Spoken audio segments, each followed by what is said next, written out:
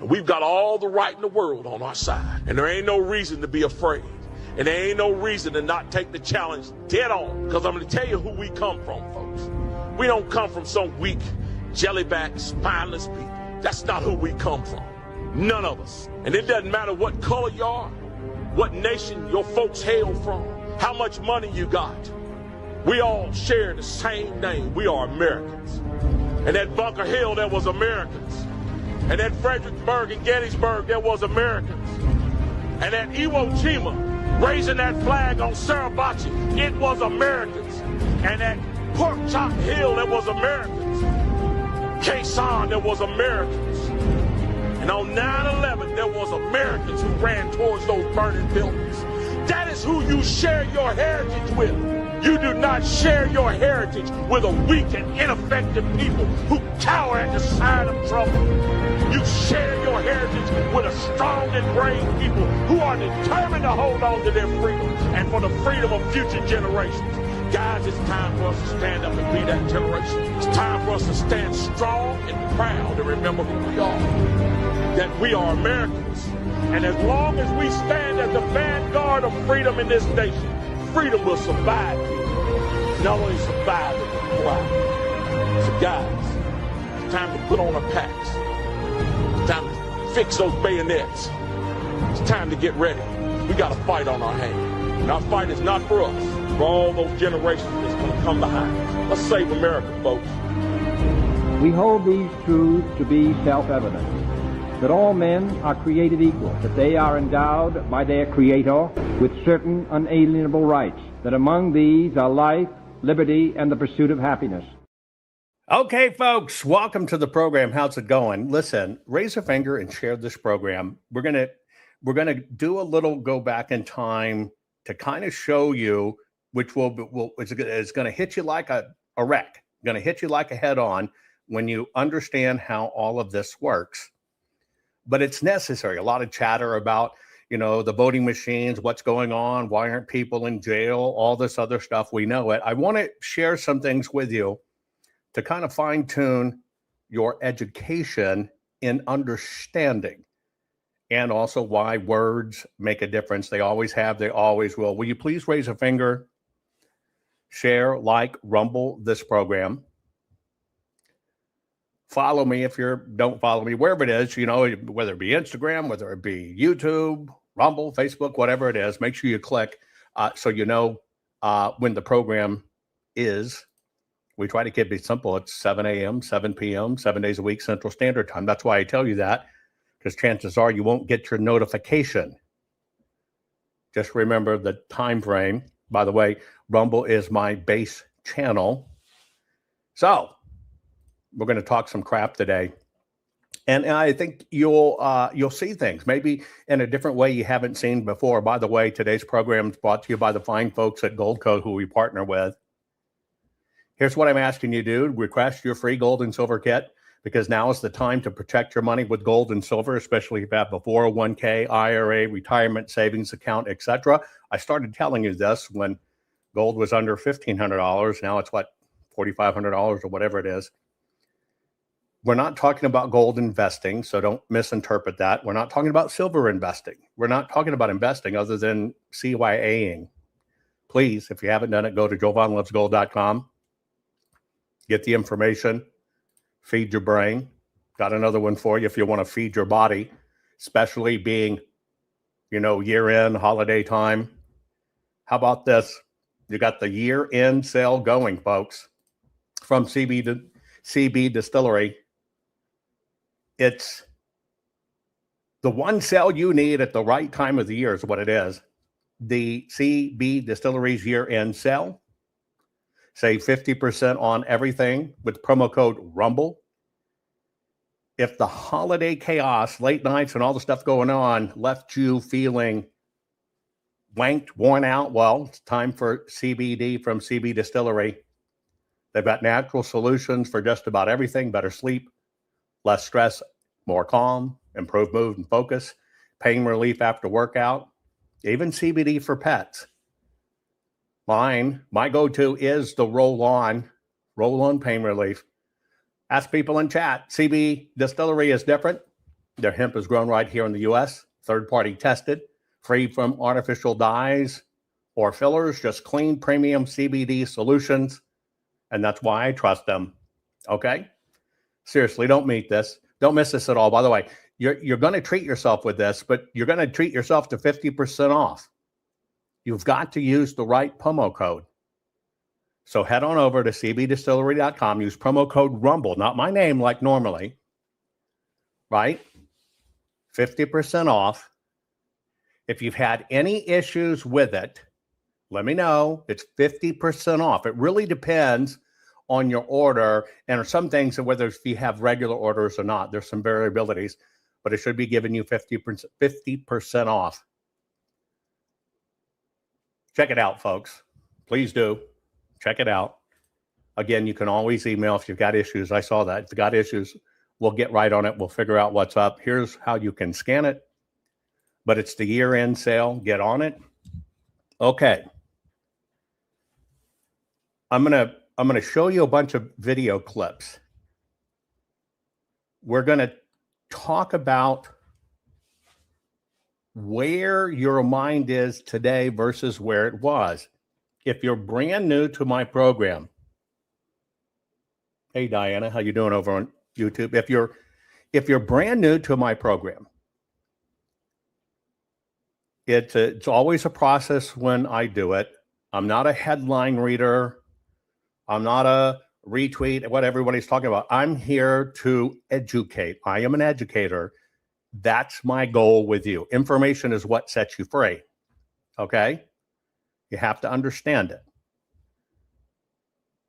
But you're going to see something today that you will not be able to turn away from. The bad side of it, it'll probably piss you off.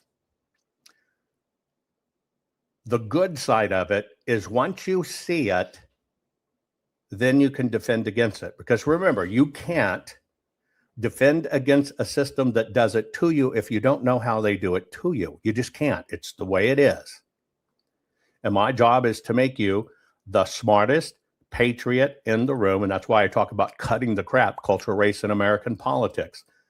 So we are going to look at court of law and why words and rules matter. And in my personal opinion, the election trials were sabotaged. And we're going to talk about that. Share this program right now. Might be something very important. You sit down with your family and review.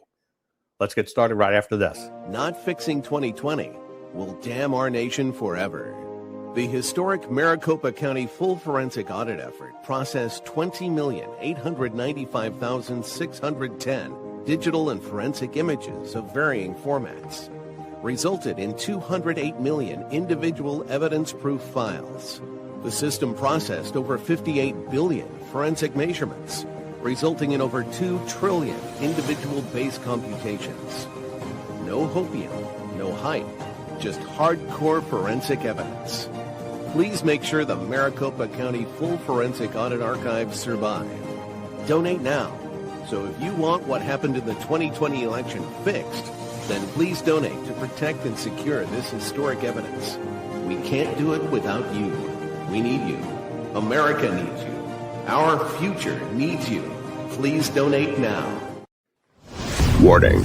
The following program has been rated Dilligaff and is intended for open-minded audiences. If the truth offends you, or if you are allergic to focused intensity, intellectual athleticism, or the occasional F-bomb or even irreverent humor, please switch off now. If your delicate sensibilities need to be worried about or addressed, might we recommend the Underwater Basket Weaving channel to you? Otherwise, sit back, enjoy the wisdom, insight, and wicked sense of humor. Cut the crap. How many times a day do you want to say that to politicians, the elite, the loony liberals, the fake news media, and the gender-confused, emotional socialist snowflake crowd. Cut the Crap is your secret weapon for fighting for our freedoms and our great republic. It all begins with a massive mental enema, freeing you from the toxic news and politically correct views, which constipate your consciousness with stinking thinking. Your host, Jovan Hutton Pulitzer. He's known for calling out politicians and telling them to cut the crap. You've seen him on virtually every television network and listened to him on Coast to Coast Radio. And now he's here to help you learn to fight for America. Culture, race, and American politics. They all have one thing in common. They all need to cut the crap. Now, here's your host, Jovan Hutton Pulitzer.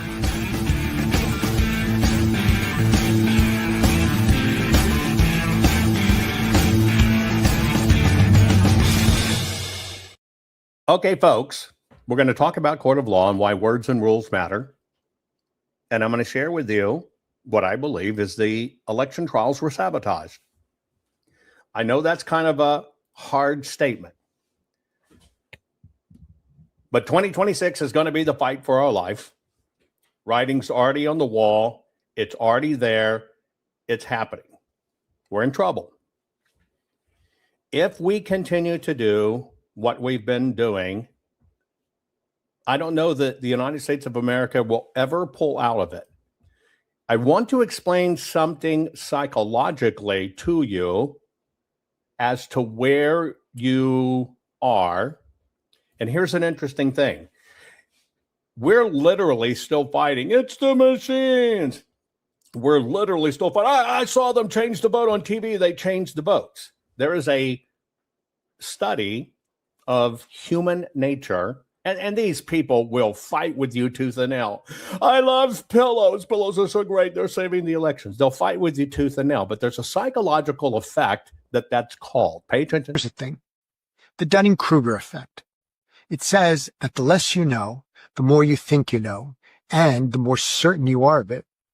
Certainty is not a measure of knowledge. In fact, confidence often peaks before competence. When you know very little, you don't yet know how much there is to know. So everything feels obvious. Everything that you think you understand is clear. But as understanding truly grows, certainty drops, nuance appears, questions multiply. But that's not weakness, that's learning. And precision in language forces a certain humility, because certainty resists, and the loudest voices are rarely the most informed. They're usually just the least aware of their own blind spots. And that's food for thought. Boy, isn't that true? Now, as we start this, I'm going to show you a few things. Because remember, we're talking about courts, we're talking about rules, we're talking about rule of law. Okay? I want you to look at this post. Here's what it says. Maricopa County Recorder Stephen Richter has always been untrustworthy. We're going back to 2020. Remember, he lied under oath that he did not create a PAC that opposed Kari Lake. I'm going to read it again. Maricopa County Recorder Stephen Richter has always been untrustworthy. Remember when he lied under oath that he did not create a PAC that opposed Kari Lake. Okay. Are you with me? I'm going to show you something first in regards to that statement. I'm going to show you some evidence regarding Stephen Richter. You can read it on your screen. Thanks to a few generous donors, it is now launching. Join me if you care about traditional Republican stuff, free people, free markets, rule of law, but also don't believe in conspiracies about the 2020 election or that January 6th was a tourist event. That's Stephen Richter. You can see his account. I'm going to play through some of these. You're going to be able to read them on your screen. I've got them on video so you can see it. Here he is admitting, right? Donors, PACs. Do you understand it? It's here. Stephen Richter creates PAC to back pro-democracy Republicans. There it is. You can see it. Okay? He's the fellow that said there was nothing wrong in 2020. Okay? Here it is. Stephen Richter, has created a new political action committee called Pro-Democracy Republicans of Arizona. Okay? I mean, you can read it right there. You can read it right there. Now, it's backed up. It's out there. Arizona Mirror, as you know, it's not really a news or reporting organization. It's funded by the Soros money, and it's completely designed to attack the conservative side. So you have to ask, why are they running an article about Steve Richter? Okay. So now we're going to go to the Kari Lake trial. When Stephen Richter is in the hot seat. Okay? You follow me? We're going to go right to the trial. Here we go. Isn't it true that you ran a political action committee that was opposed and spent money opposing my client Augusta? That is 100% false. Okay, so you heard him say it was 100% false. Listen again. Here is Blemish asking about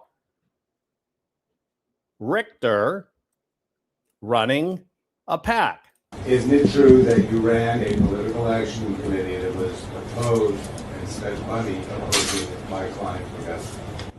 That is 100% false. Now, I showed you the post. I showed you all the information that's out there. Now I just showed you the court. Some of you are really smart. I know it makes you sick, and you should repost this. And I know you're saying, what a jerk, etc. It's always the opposite. No. See, you got to understand that Richter did not lie on the witness stand. You're going to be so pissed at me as I show you these things. Stephen Richter did not lie on the witness stand.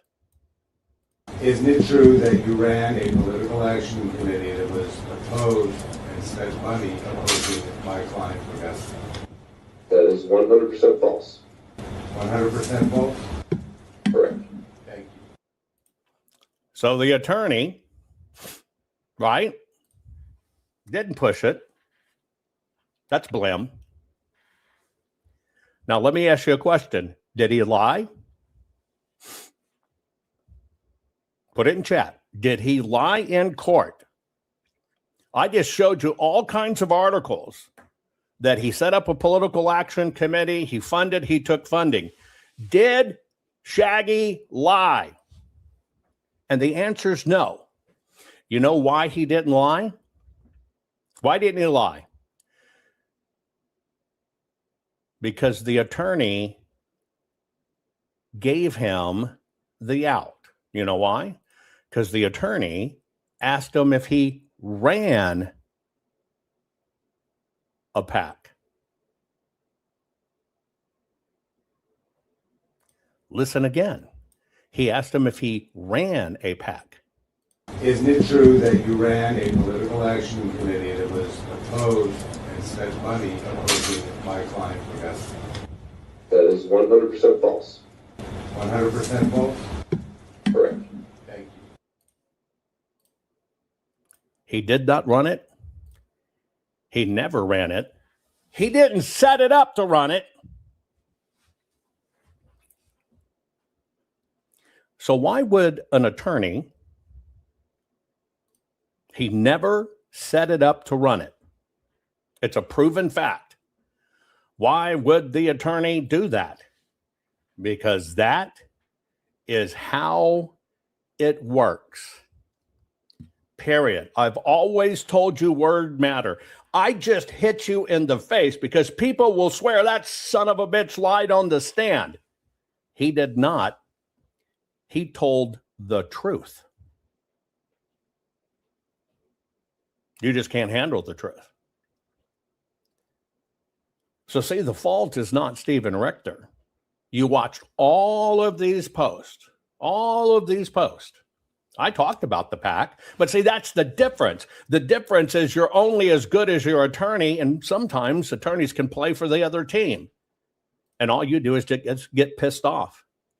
Every single article about this talks about how he established a PAC, which is not against the law. The attorney asks the question, is it true you run a PAC? No, because he does not run, because there's a definition of run. You get it? Do you get it yet? Do you understand why I say election trials were sabotaged? Because, see, everybody gets all pissed off, all upset. These freaking judges. I get attacked this way all the time. No, Jovan, you don't understand. The judges are corrupt. They don't whatever. And I said, no. They'll always give you a bad guy. But they rely on that effect that you don't know the difference. And you swear, you got him on the stand and that son of a bitch lied under oath. No, he did not. You may hate it. You may hate me for it. But you know what, folks? He did not lie under oath. And this is that effect. That's why I told you that. This is why I'm showing you this. This is why I've always told you freaking words matter. And you've been played. By the way, Linda, God bless you. God bless you. God bless you. God bless you. God bless you. God bless you for that incredible, wonderful tip, donation. Everything goes to election integrity. Thank you. I appreciate you much doing that. Thank you. But see, folks, this is all about your education. Look how many pillowites you fight every day trying to kind of get them to understand, and they get to zealot level. No, it's this. It's changed on TV. I saw it. They got PCAPs. That's the psychology of this. You can literally sit there and that attorney will tell you they're fighting to clean up elections. But an attorney that knows their stuff does not make that kind of mistake. And you heard that dialogue. It seems very innocent. But it all hinges on the turn of a word. So you got to understand the exact wording can change the legal meaning. Small differences like I think versus I know, might versus will.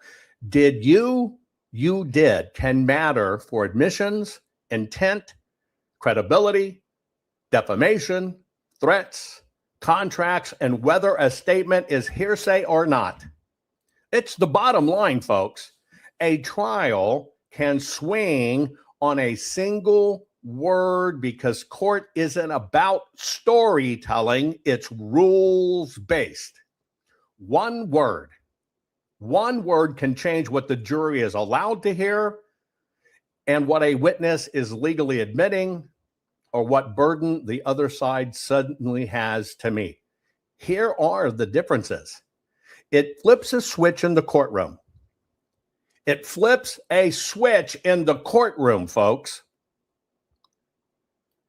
And this, I keep on trying to share everybody this rig. And people that I love, that are part of the family and watch the program every day, call me out on it. No, those judges are just bad. No, the court has switches. By the way, Mr. Hader, thank you so very much. Thank you so very much for that.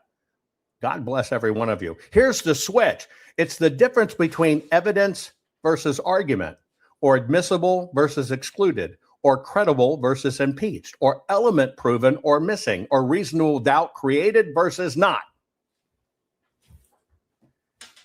So yes, you can hate away on it. You can get pissed at me. I'm only the educator in the process. I'm just showing you how this works. Now we're going to go through this. If you want a sobering reality of how this con works, I invite you to go back and watch the 3 days of trial. And I'm almost convinced we'll put it together and run it for you as a marathon. You should go back and watch the Kari Lake trial with what you know now. This is the difference. This is why they get away with it. Period. I'll give you an example. Reporting. And now to the latest on the lawsuit filed by Republican candidate for governor Kari Lake. A Maricopa County Superior Court judge has dismissed 8 of the 10 counts in Lake's lawsuit against her opponent, Democrat Katie Hobbs. In one of the remaining counts, Lake alleges printers malfunctioned on Election Day, and the judge has ruled that Lake must show at trial that the printer malfunctions were intentional and directly affected the outcome of election results. The other count deals with the ballot chain of custody and whether the county complied with its own manual and applicable state statutes. Trial has scheduled now. Now, Reporting. I want you to listen to the words. Let me just ask you a question. Do you think news reporters know anything about election law? No. But you know what they do is they do get the wording right. Everything, I am totally convinced, everything is designed to keep you freaking pissed off. And if they can keep you pissed off, they keep you from learning. And if they can keep you from learning, you actually get more emboldened. Let me play it again. Here's the thing. The Dunning-Kruger effect. It says that the less you know, the more you think you know, and the more certain you are of it. Certainty is not a measure of knowledge. In fact, confidence often peaks before competence. When you know very little, you don't yet know how much there is to know. So everything feels obvious. Everything that you think you understand is clear. But as understanding truly grows, certainty drops, nuance appears, questions multiply. But that's not weakness, that's learning. And precision in language forces a certain humility, because certainty resists, and the loudest voices are rarely the most informed. They're usually just the least aware of their own blind spots. And that's food for thought.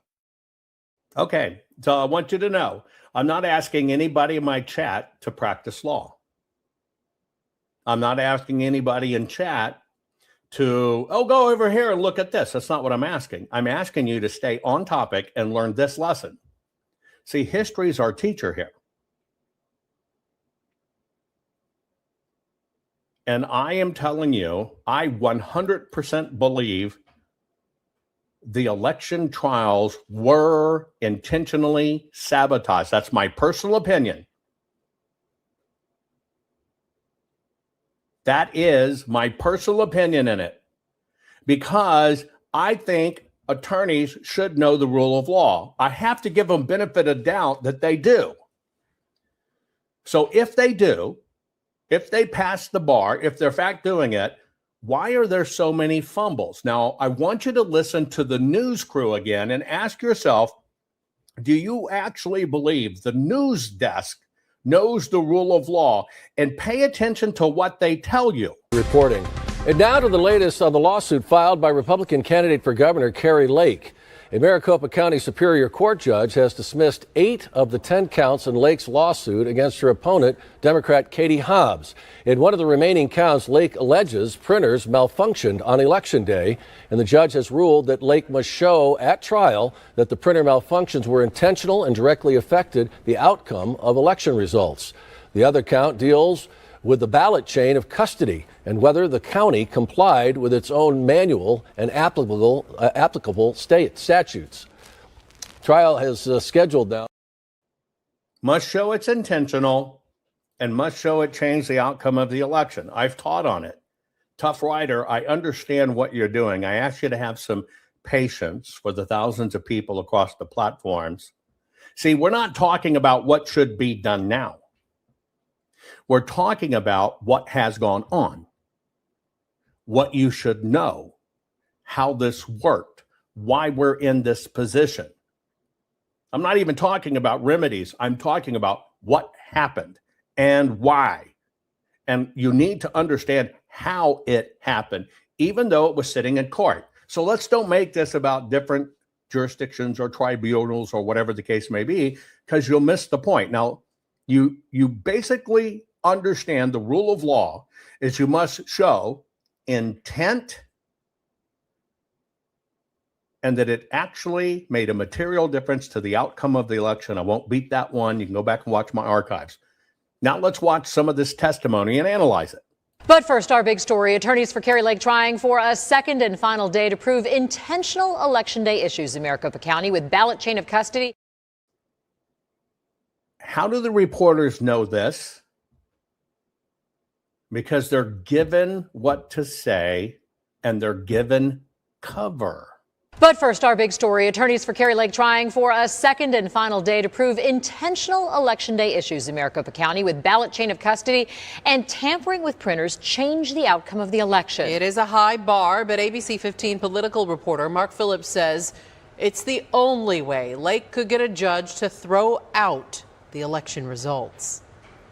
Lawyers representing Kari Lake in her election lawsuit trial wrapped up their case Thursday with pollster Richard Barris of Big Data Polls in Florida. Barris says between 22 and 40,000 voters were disenfranchised on Election Day, and he thinks most of those votes would have gone to Lake. Barris bases his conclusion on a last-minute question he added to his exit poll. He asked people if they experienced problems at the polls, and the number of respondents who promised to participate in his exit poll but did not. But the difference here is almost 20 points. It's roughly 20 percentage points. It's a significant finding. And I can only, like, in my professional opinion, I've done many of these exit polls.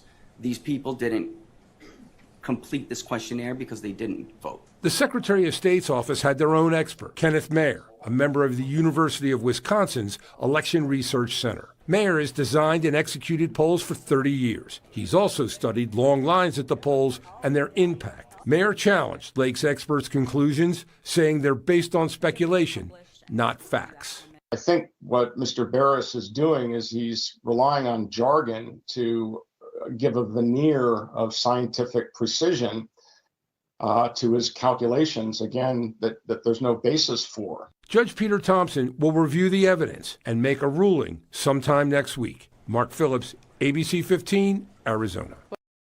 So here's my first question. What's wrong? Okay. What's wrong with this particular expert witness? Although he's a rock star in polling.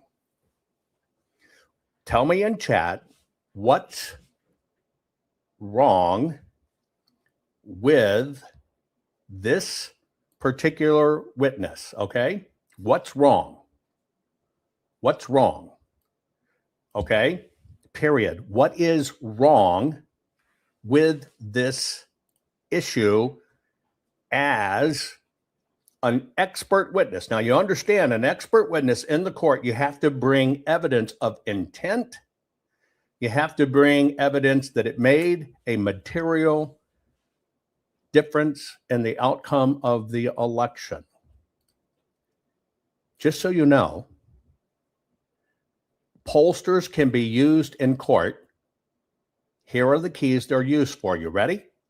When there's a trademark dispute, they can do a poll, bring it into court that say, if you were thinking about this brand, did this happen?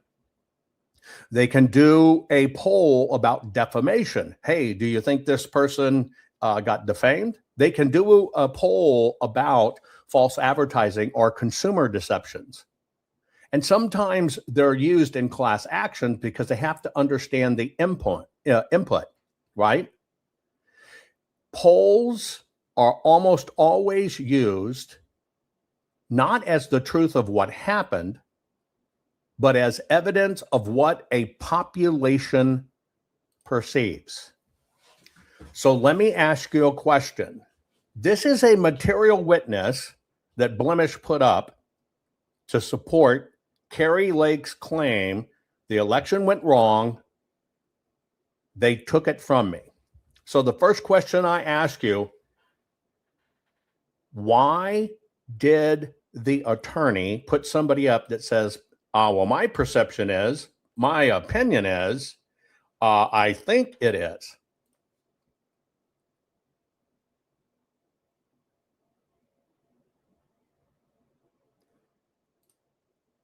Do you understand why I'm saying our election trials were sabotaged?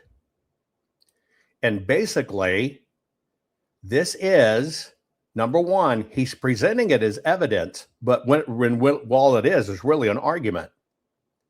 They're saying it's admissible. No, it's excluded. Why? Because it is an opinion.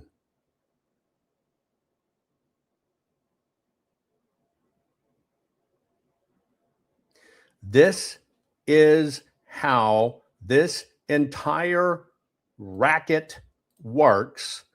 Let's go into this opinion that was put on the stand as an expert witness that they intended to take the election and it made a material difference in the outcome. Mr. Olson, in my professional opinion, and some of this is not opinion, we know the vote totals in these areas that we're talking about. We know what the margins were. In my opinion, in my professional opinion, this did have an impact on the outcome. It definitely impacted the outcome. The only question for me is whether it had the potential to change the result. And in my opinion, in my professional opinion, I believe it did have that. It was substantial enough to change the leaderboard. It was. When you say change the leaderboard, do you mean that it would have changed the outcome? Right now, Miss Lake would be ahead. Yes. We added a question that basically said, did you have any issues or run into any complications while attempting to vote, such as tabulators rejecting ballots or running out of paper when at the polling station? And we took this from issues that voters were telling us. The bottom line here is that those who said they would cast their vote by mail or drop their ballot off by mail completed their questionnaire at a 93% rate. There are always going to be people who tell you that they're going to participate in your poll, but then don't, especially in exit polls. The rate for election day voters was only 72%. So that I can tell you that it's never happened to me before, ever. And why is that significant? It's significant because, looking at, we can go through it a lot more in depth, but looking at all the totality of it, there's no explanation for why these voters simply did not come back. They didn't cast their ballot. There's always going to be a difference, but the difference here is almost 20 points. It's roughly 20 percentage points. It's a significant finding. And I can only, in my professional opinion, I've done many of these exit polls. These people didn't complete this questionnaire because they didn't vote. They didn't get to vote. And I don't know why anybody would agree to participate in an exit poll and then not show up in such large, why would they not vote and then complete the interview? This just doesn't happen. Republicans were absolutely disproportionately impacted by this. Okay, you ready? What facts were presented? He can attest that John, who he polled, was in fact standing at a vote center, said, I'll do your poll, went in, voted, came back out and do the poll. He can absolutely attest to that fact, correct? Now, let me ask you a question, because here's where it is. Was he presenting evidence or was he presenting an argument?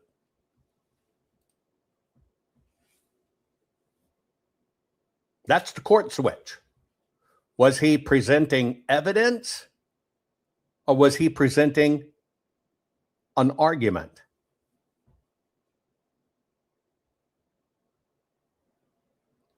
Was he presenting evidence or was he presenting an argument? You got it. He was presenting an argument. He was arguing that he believes this is what happened in his opinion. Was he presenting evidence or was he presenting an argument? Now, let me give you an example. All of this, I believe, is theatrics designed to piss you off because you know it was totally screwed up. You know, I don't need people telling me in chat, well, Katie Hobbs was, that's not the issue. In case you didn't get it, I am talking about rule of law and evidence. I don't care how pissed off you got. I don't care how much you knew that something was wrong and people didn't come back and vote. You can't prove it by a poll.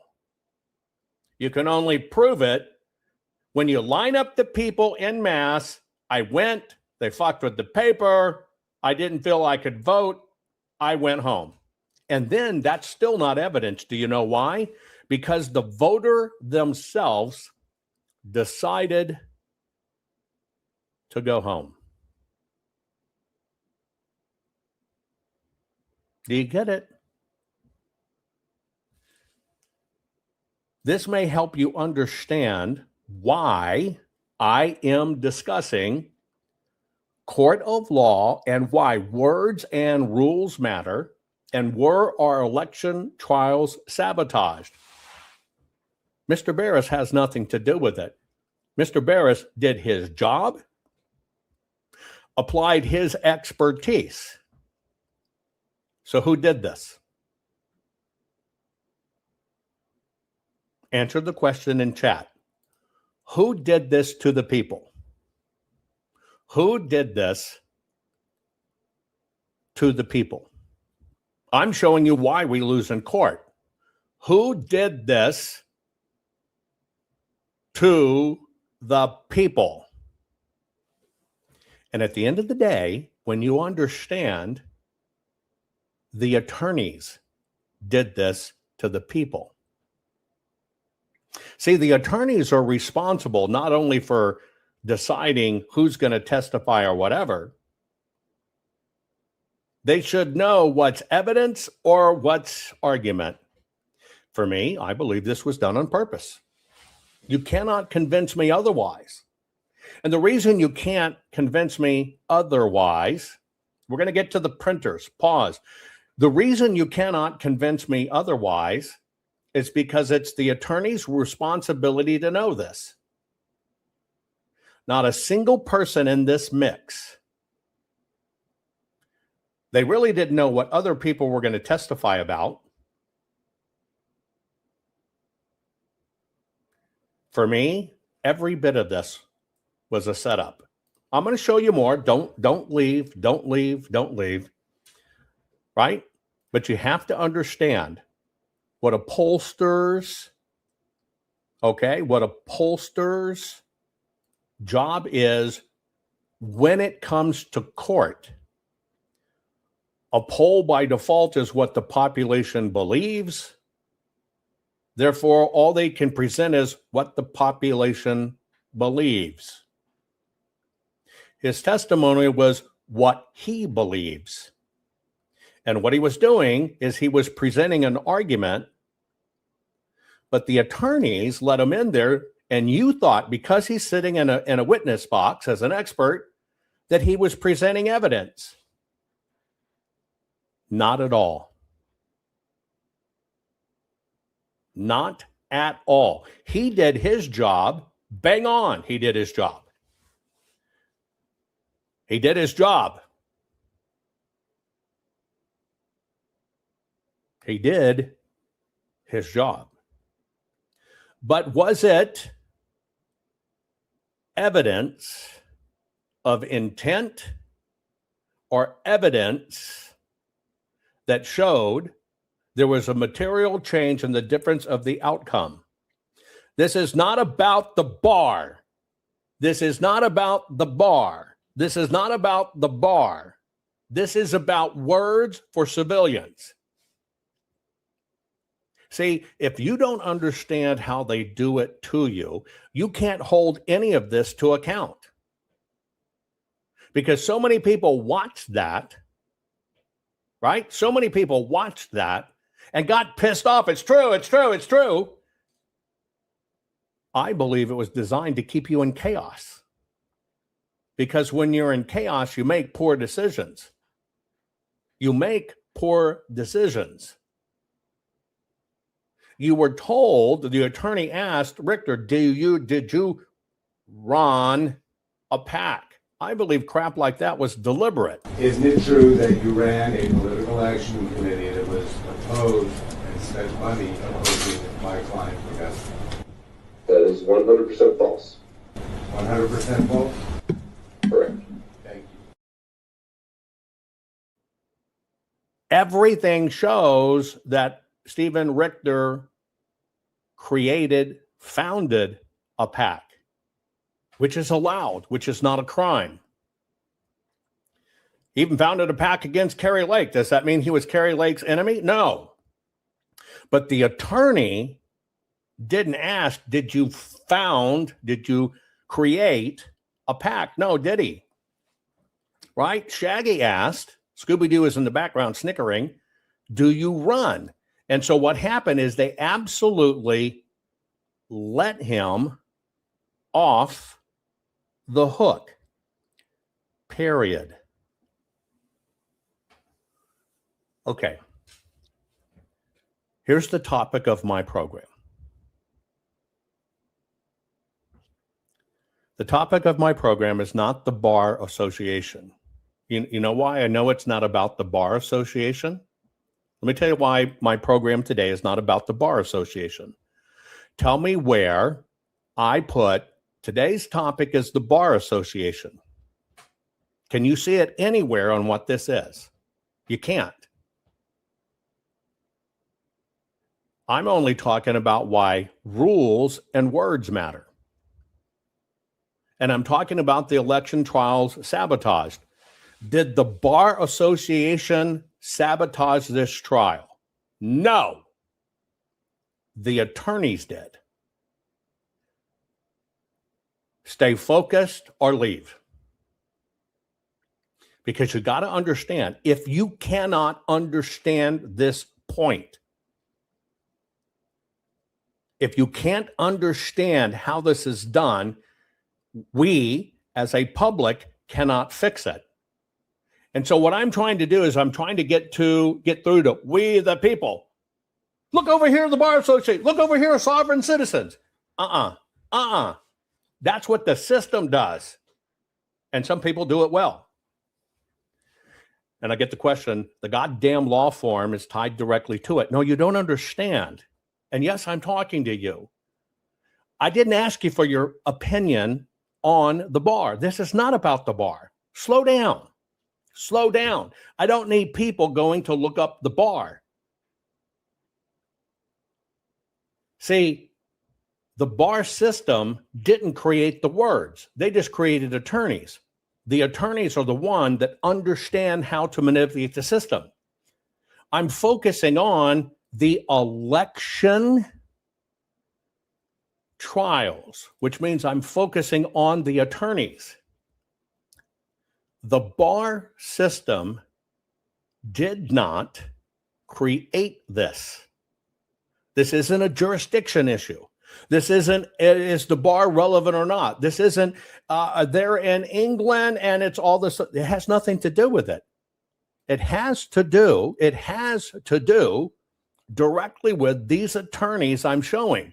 And so what I'm asking people to do is look at the Kari Lake trial.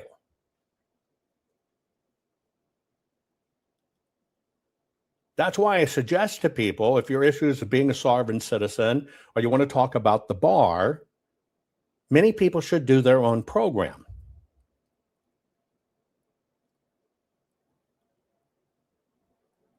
What I'm asking people to do is to get how this works and how it worked specifically in election integrity, specifically in Arizona, specifically, okay, how they use it against us.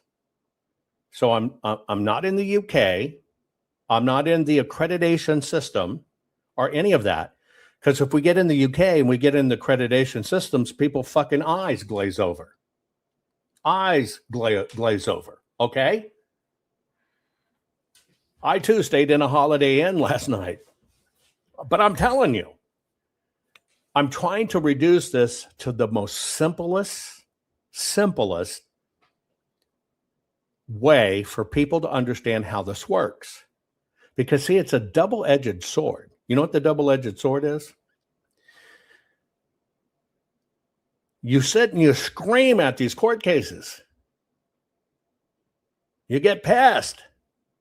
You go on social media and you rage. They need that. They need that. They need everybody to think they've got it right and to get fucking righteously indignant. It's an operation. Here's the thing. The Dunning-Kruger effect. It says that the less you know, the more you think you know, and the more certain you are of it. Certainty is... That's my point. We got enough people screaming. We got enough people pissed off. And their game is to keep everybody pissed off. Because you watch these trials and you get freaking pissed. That's giving them what they want. That's giving them what they want. This is not about why Trump doesn't bar the Bar Association. That's not the topic either. It's not. I'm trying to peel this onion back to its most simplest level. So the first thing is just clear understanding of how it happened. What I'm actually combating is people that are smart people saying, oh, the judges are just corrupt. No. It comes down to words. And when the system uses that against you, they understand it. They completely understand how to do this manipulation. It comes down sometimes to singular words. Singular words.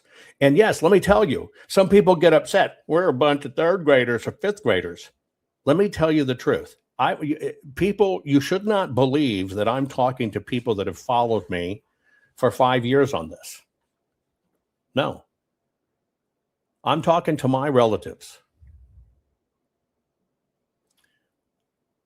who possess one tooth in their mouth, who goes to a Luby's cafeteria and orders, I want some of those titers and I want some of those miters. That's all I'm doing. Some people will say I'm talking belittling. No. I'm bringing it way down so there's no way to miss the point. But then there's a lot of people that want to keep on adding shit that take it away. The one thing I understand is where people miss what's wrong. They expect the courts to fix it. You get pissed off because you say justice wasn't served. That's the design of chaos. They want you to believe everything fails. But if I can get you back to understand where it really fails, then you kind of step back and you go, fuck, we got to fix this. You quit yelling. You quit screaming. You quit being indignant. You certainly don't give them what they want, being pissed off. You very calmly understand how it works and why this was invalid. And then you understand at that point, a civilian, a regular person, understands how to educate somebody else. Right? That's it. That's it. That's it. And that's the whole reason I'm doing it. Listen again. Here's the thing. The Dunning-Kruger effect. It says that the less you know, the more you think you know, and the more certain you are of it. Certainty is not a measure of knowledge. In fact, confidence often peaks before competence. When you know very little, you don't yet know how much there is to know. So everything feels obvious.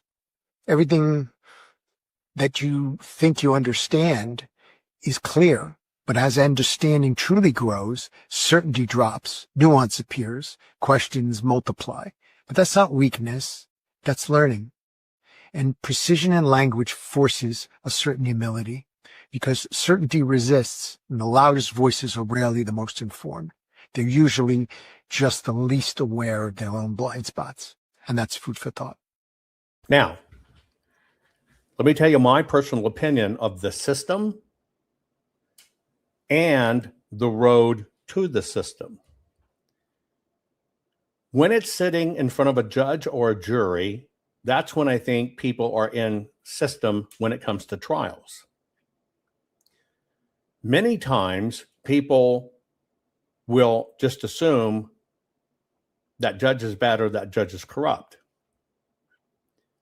What many people don't do is go backwards and analyze every step that got the case in system to begin with. Because, see, there are other systems, right? There are other systems. I'm telling you, right? And I just want you to understand a few things. Who funded this? Who funded the very attorneys that decide what was going to get presented in court? Put it in chat. Who funded the suit and the attorneys?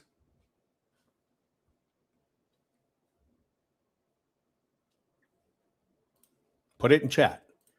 That's right. Mike Lindell. So you have to go back not to the event of what happened in the election, because we haven't got to that yet. We got to go back to who funded this case. Who handpicked the attorneys? Mike Lindell. Who funded Mike Lindell?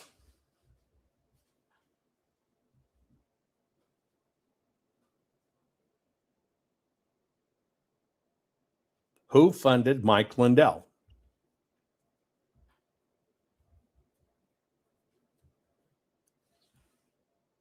You did.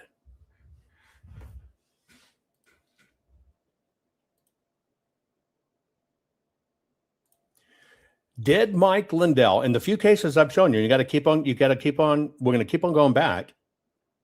In this one instance, I'm only talking about this one instance with Scooby-Doo and Shaggy in the thing, and they asked the guy, did you run a PAC? Which was never the point. Did Mike Lindell spend your money wisely? You're going to basically, right? You're going to basically get a lesson in this. See, that's why I'm not worried about the fucking bar or sovereign citizens. I'm not worried about that shit. I'm worried about your shit. And I want you to get your shit together. Because you funded this. I was part of the problem. I ran those commercials all freaking day long, and I love the pillows. Absolutely love the fucking pillows.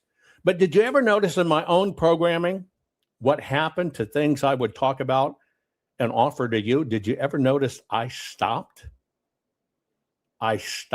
running pillow commercials? Did you happen to notice that in my program for the last several years? Even though I could always do it. Do you ever notice I stopped? Tell me if you've noticed that I stopped. Why did I stop when I could and I can get commissions? Why did I stop? Because I refused to lull you into funding something I knew was broken, and I was questioning, this ain't right. And I exercised my free damn will. I will not do that to you, no matter that a check can be cut. Period. Period. That's my personal ethic. I could get checks if I wanted. And no matter how big the checks can be, I will not compromise my personal ethics. And you saw how long I fought this. You knew I was struggling. I'm struggling with some of the people that are doing this. I'm struggling with the crap I'm hearing that people are buying. And so what did I do as an individual, as a citizen? I stopped.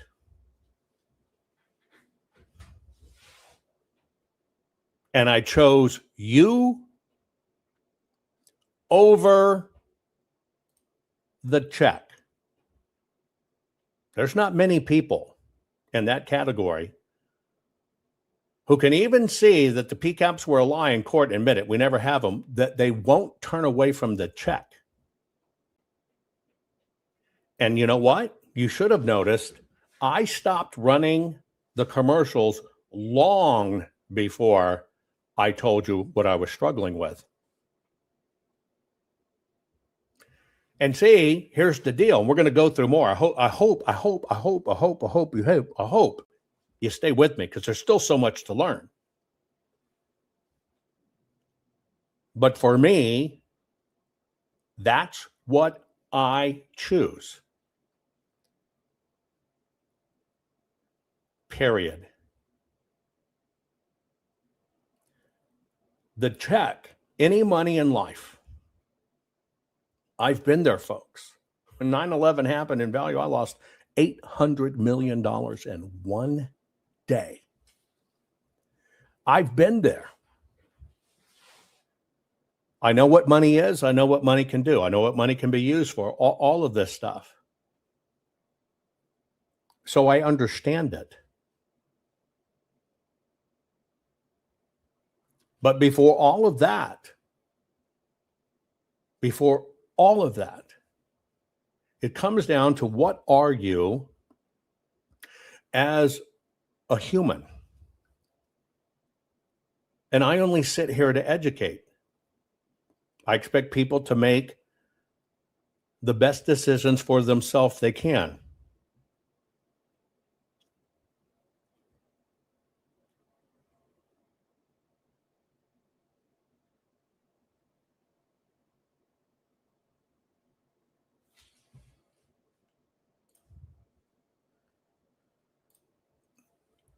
So let me just ask a generic question. I have a choice now. Should we go and do you want to talk about the Civil War in Tennessee, or do you want me to continue showing you what the system did to us so you can learn? I'll let the class decide. We'll open it up, put it in chat. Would you like me to discuss the Civil War? Okay.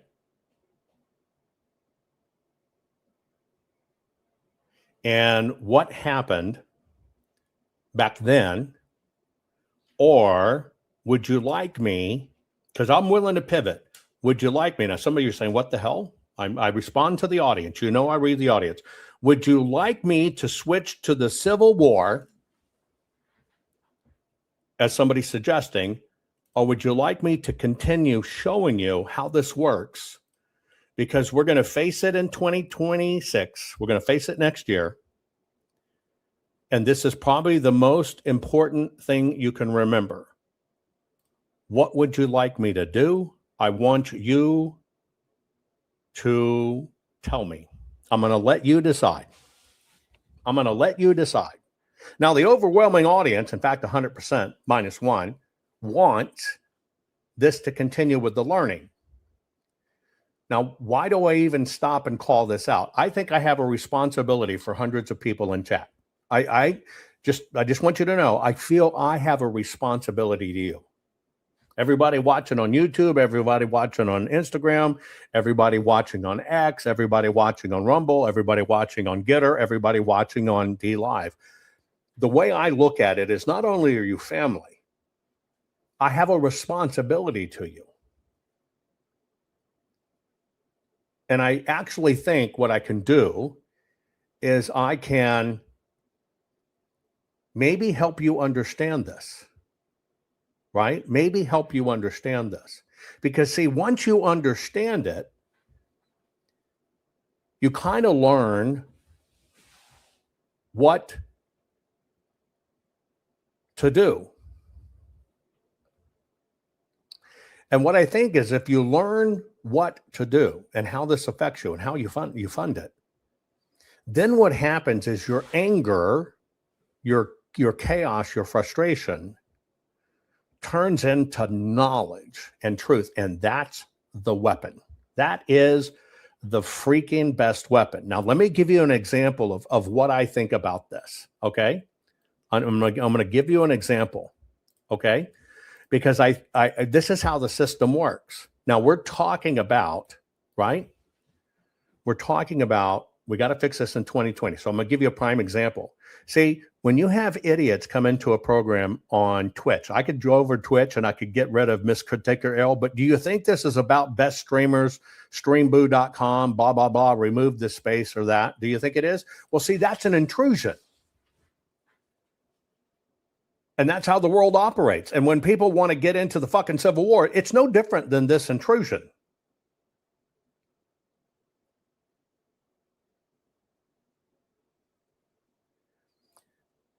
But the world knows you can be misdirected. Let me give you an example. Do you know why people post, like on Telegram or other places, oh, they're putting mRNA in your food. Oh, get the best followers. Do you know why they do that? Let me give you the psychology of why they do that. See, chat disappears the moment the program disappears. So why do they bother even posting? Because fucking people click the links and chase rabbits or other topics. Do you fucking get it? See, they do it because it works. And in all this programming and all this we try to teach, the psychology always knows they can interrupt you. They can take you somewhere else. They can get you to do something against their will. Do those people, hey, get more followers? Do they run their own program on how to get more followers? No, they fucking jump in to where people already are. Also, individuals think they have that right. I use that as an example of the reason we have this. The reason we have this shit is because we let it happen. When you see that attorney ask the wrong question spinning on one single word, yeah, I call that attorney a rat bastard, right? Right? But who funded it? See, the whole system operates off of your money and your lack of attention and focus. See, when you see those little intrusions, you should fucking be pissed off and saying, don't shit on my learning. The people that shit on your learning need to go register as liberals, need to go register as GOP or the DNC. All of it affects us as a nation. And the ironic part of it is it comes back to we the people. All of it comes back to we the people. Every bit of it. Now, I showed you that. I showed you for a reason. I need you to understand these words because court of law is the issue and why words and rules matter. See, I personally think our election trials got sabotaged. Now, I'm going to prove this to you. It's all about words. I want you to think back to where you were in 2022 versus now. I want you to listen to the words. Listen to the words. This is in Georgia. Listen to the words used. And it's your understanding the Georgia Dominion equipment is not connected to the internet, right? That's incorrect. So you believe Dominion voting system components in Georgia are connected? From unrelated Dominion documentation. Okay. I'm gonna let you listen to this again. I'm gonna let you listen to this again. This is an expert witness. Once again, funded again. same team, same funding. No offense to the witness. He is, when it comes to the machines, exceptionally smart, but that's not the point.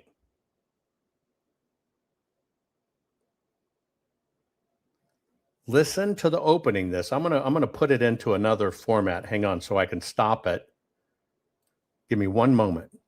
And if you'll stick with me, I'm telling you, you will absolutely become, beyond a doubt, the smartest person in the room.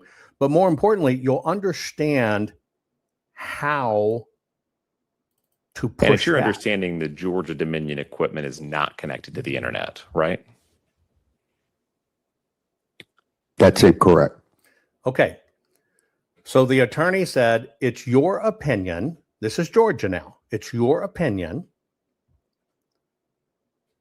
that, and listen to the attorney words. Did he say Dominion voting machines? This is the opposing counsel. See, you were taught by the same pillow, Dominion voting machines. Does the own counsel, do the own attorneys make that kind of mistake? Listen again. And it's your understanding the Georgia Dominion equipment is not connected to the internet, right? That's incorrect. Okay, so he said, in your opinion, right, it's not connected to the internet. Now, Clay said that's incorrect. He pushed back on it. I'm just setting it up. The opposing counsel asked, stated, it's your opinion, it's a setup. It's your opinion that the equipment is not connected to the internet. Continue listening. So you believe Dominion voting system components in Georgia are connected? Some unrelated. Now, what he did is he used the opposite to bring it up. So you believe the Dominion equipment is not connected to the internet. What'd he say? Well, that's incorrect. And then he said, so you believe that the Dominion equipment is connected to the internet, right? One more time. And it's your understanding the Georgia Dominion equipment is not connected to the internet, right? That's incorrect. So you believe Dominion voting system Now, you understand he asked two questions. He first asked and stated, so you believe Dominion equipment is connected to the internet? Clay pushes back and says, that's not correct. And then what did the attorney ask? And it's your understanding the Georgia Dominion equipment is not connected to the internet. The Georgia Dominion equipment is not connected to the internet. Clay pushes back. Right. That's incorrect. So he said, that's incorrect.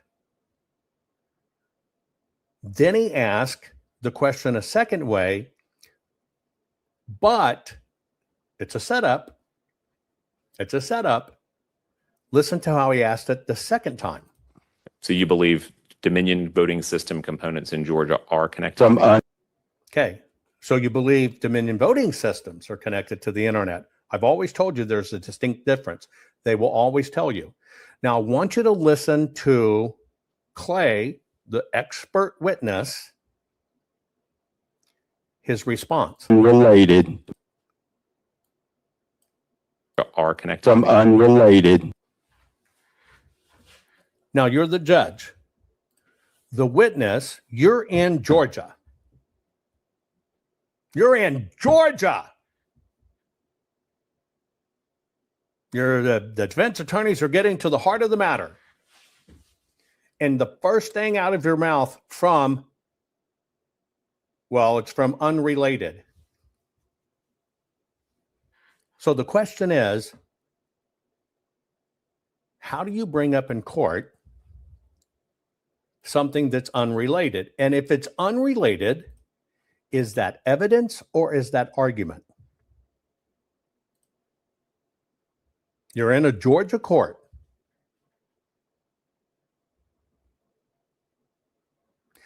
Basically, to prove that, in short terms, it was stolen. Right? These guys took it. Right out of the chute, he says, from unrelated, I'll play the rest of it. What has he done? Is it evidence or is it argument? Put it in chat. Right off the bat, is it evidence or is it argument? See, you're getting the point now. It's argument. It's argument.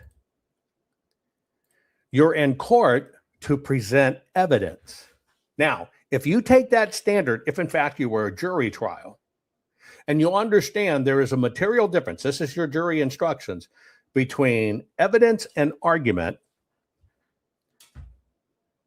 Let's look at the evidence. Here we go. Dominion documentation. I can specific Dominion documentation. Got to go back a little. Hang on. Dominion voting system components in Georgia are connected. Some unrelated Dominion documentation. I can specifically tell you that there is connection. Which county in Georgia was there a connection to the internet of Dominion equipment? Now, did you catch? See, you've got to understand this, folks. And that's why we're not talking about the fucking bar or getting followers. Do you think this attorney is stupid or smart? He asked a question about Dominion equipment. Then he phrased it Dominion voting systems. Now he's gone back to Dominion equipment.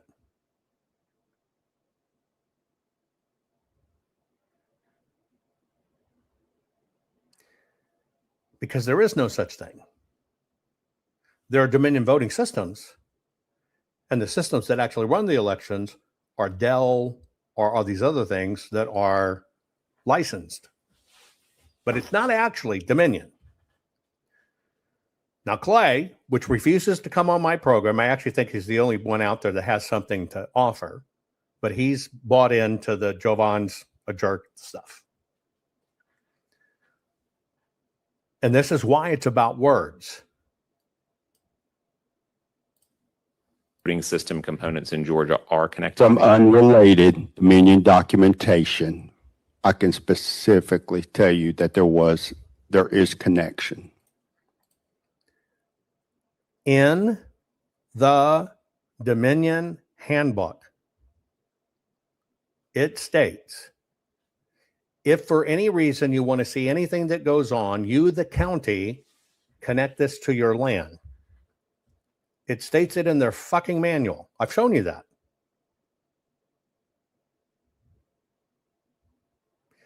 And the pillow people told you being connected to the internet was a crime. It never has been a crime. Ever, ever, ever, ever, ever. But see, you were told by pillows, are not supposed to be connected to the internet. That's not true. They always have been. That's incorrect. So you believe Dominion voting system components in Georgia are connected? Some unrelated Dominion documentation. I can specifically tell you that there is connection. Which county in Georgia was there a connection to the internet of Dominion equipment? It would be Gwinnett, if I'm remembering correctly. There were several states involved. And which time period are you referring to? This was 2020. Before or after the election? During the election. In your examination. Okay, so let me ask you a few questions. The trial is about Fulton County.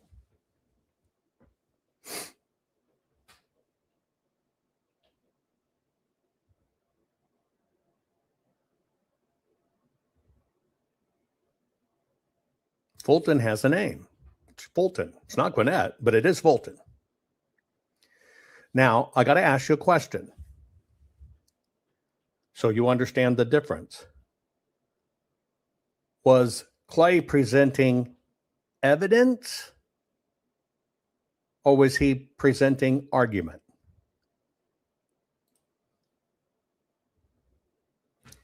See, Clay's arguing that the machines are connected to the internet, which is one of the things you got sold in the beginning. It's a crime to connect them to the internet. It never was. Who told you these things are not supposed to be connected to the internet? Who told you that? Who got on there and swore to you they had all the information in the world, every fucking county, and these things were connected to the internet and they swapped the votes? Who gave you that piece of information? Where did you get it? Where did you get that piece of information?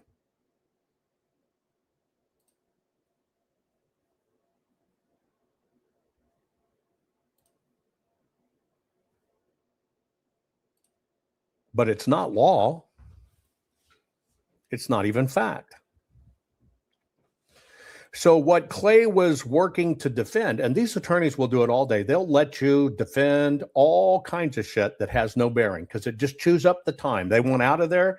They're going to make their hourly rate and they're just fucking chewing up time. Now you got told that that can't be connected to the internet. That was a crime, but that's about all you know. So how did it ensnare you on a bold fashion? Here's the thing. The Dunning-Kruger effect. It says that the less you know, the more you think you know, and the more certain you are of it. Certainty is not a measure of knowledge. In fact, confidence often peaks before competence. When you know very little, you don't yet know how much there is to know. So everything feels obvious.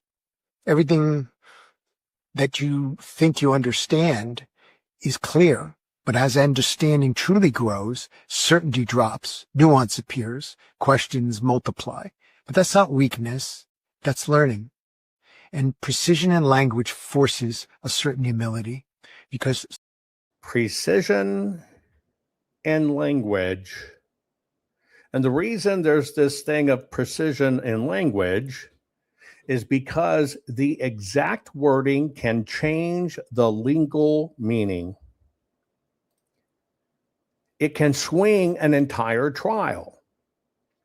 And it's designed to flip the switch in court in a very sneaky way. I'm showing you this. Evidence versus argument. See, when you watch these trials back when they happened, if you watched them, you came in pissed off. You came in, I just want you to understand this. A former crackhead with the worst ADD in the world is where you got your knowledge of how elections are supposed to be run.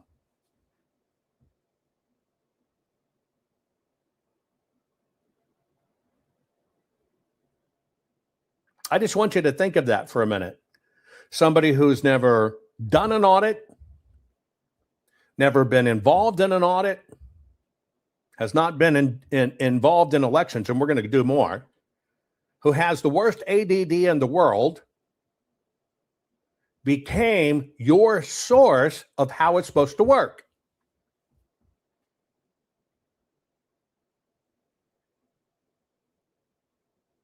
Have you ever thought about that? Just a very simple question. Have you ever thought about that?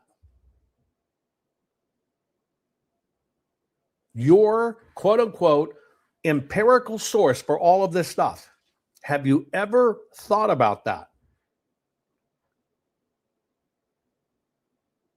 Everybody in the world's got an opinion, but see, courts don't work on opinion. Courts have to have evidence, not an argument.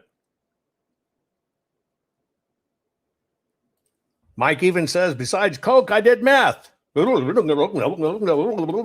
I talking about? I just want you to think of that for a moment. See, this is why I say it was all a con. It was all a fucking con. From the very beginning, I now believe, my personal opinion, it was a fucking con. Because for me, there's too many parts that go back to the same source. That's why I think it's a con. If it was just one over here and one over here and one over here and they weren't connected, I'd go, fucking dumbass people just don't know what they're talking about. But when I look at it and I just plot it out, I go, fuck, all of these things are connected. Now, if you're sitting in a courtroom in Georgia and your expert witness who's testifying, who should be testifying that the ballot image changed because somebody remotely entered the printer and changed the setting. That's what you need a witness to do. I'm an expert witness. I looked at the Georgia machines. I discovered they use this piece of software to end the election at this timestamp. Somebody remotely in, here's the person that remotely in, and they changed the setting on the machine. Now, that would qualify as evidence. Do you understand what I'm saying? I'm an expert witness, let's say. I'm testifying in Georgia. It is my expert opinion. When I studied the physical printers, I discovered a piece of software. I discovered an open door, and in that open door, somebody from, Argentina, Caracas, used a piece of software. They came into this exact printer, which I researched. At this time, they changed the setting on the printer. They made the printer, which was looking for a 20-inch ballot, go to a 19-inch ballot. Now, why that's important is because at a 19-inch ballot, when the system automatically sees it changes, it can't read it any longer. It just says something's wrong. And so the voter felt like their vote went in. It didn't go in. They unreasonably assumed it was tallied, but what it did is it suspended it. Now, it just suspended it for a moment in time.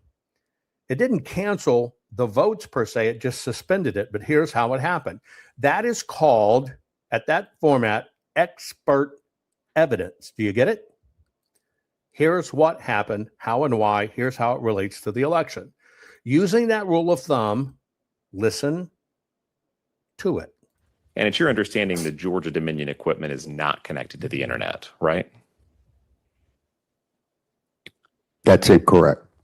So you believe Dominion voting system components in Georgia are connected? Some unrelated Dominion documentation, I can specifically tell you that there is connection.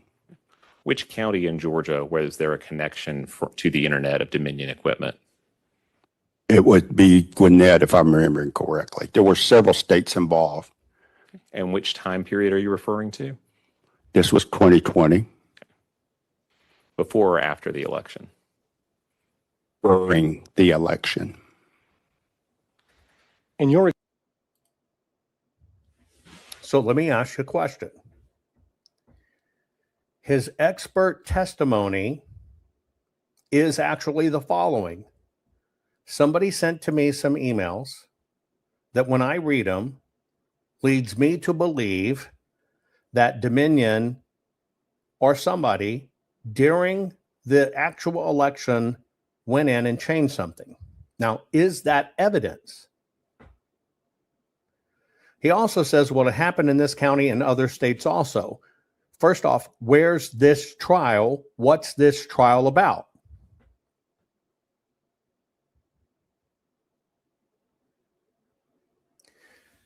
This is where we fail. And I just got to tell you, my personal opinion is this is sabotage. But you got to understand, that was just a fucking opinion, and he's making an argument. His argument should really be said, well, I heard it, and Gwinnett said it happened because I heard that from somebody in Gwinnett, and then I heard from somebody in California, and I read somebody online in Nevada, and I read this on here, and it's my opinion. If all those people are saying it, then it must have happened. See, the court has rules. And what you saw was what was presented as evidence actually is an argument, but it goes further. It's an argument based on hearsay, not in fact. because he didn't actually discover it happening. Now, see, my question for here is not about Clay. Clay got set up from the beginning. You see Clay's face. So you don't believe these things are connected to the internet. The attorney set him up with a negative lead. He knew what Clay believed. He set him up with a negative lead. And Clay bit it and became indignant. But it's still not evidence. More importantly, based on the rule of law and the rules of the election, it's all voluntary. So it doesn't even matter. Why? It's voluntary. Let me keep on. Ben Cotton's next. He's down there too. Ben Cotton's testifying in Georgia. Ben Cotton did work in Maricopa. Let's listen to Ben Cotton. Examination of any of these Dominion systems. Have you seen any indication of non-election personnel remotely accessing a Dominion system? Yes. Can you tell us about that? I too have reviewed a series of emails.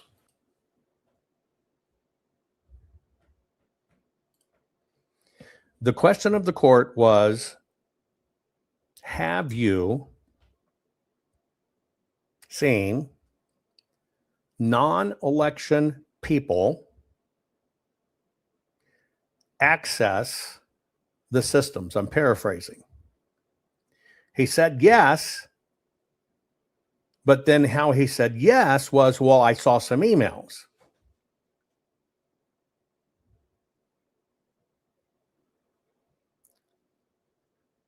That immediately took it from evidence to argument.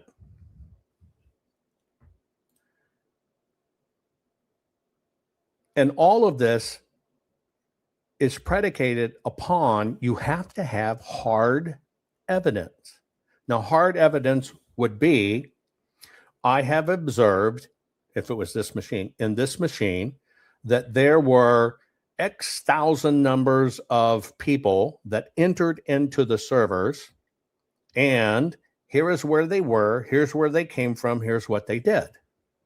And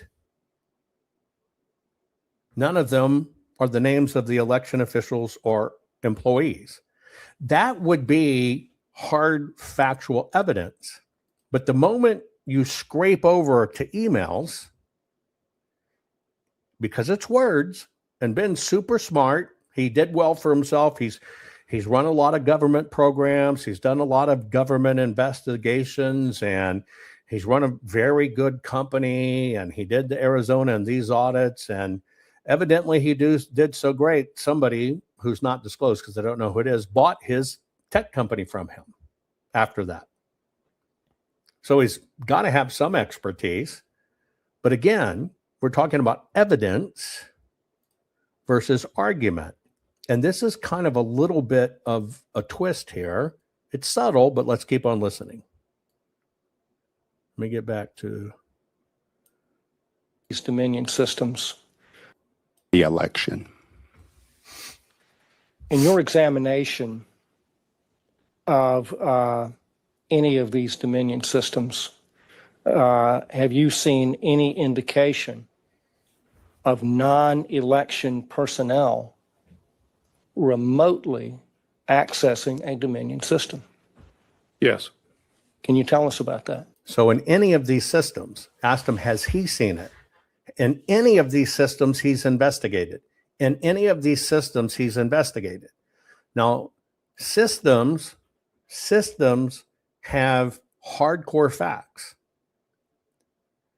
A logical answer in my mind, in my opinion, would be on this system, I saw this. On this system, I saw this. On this system, I saw this. They weren't county employees.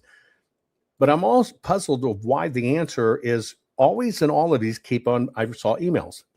I too have reviewed a series of emails produced by Dominion in which they're discussing remoting into Gwinnett County, Georgia.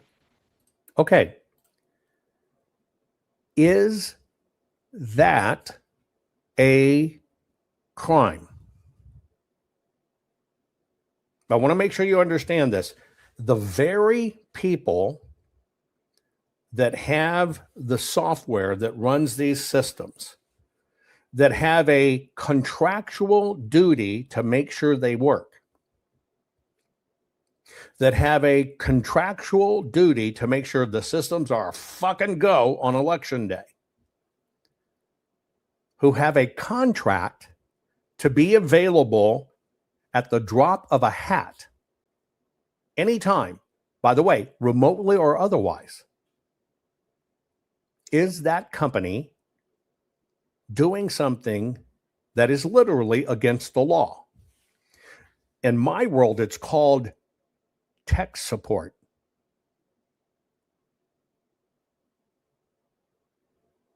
That's just my question. In my world, that's called tech support. And in fact, in the contracts, it says you are required to be available. That's all I'm saying.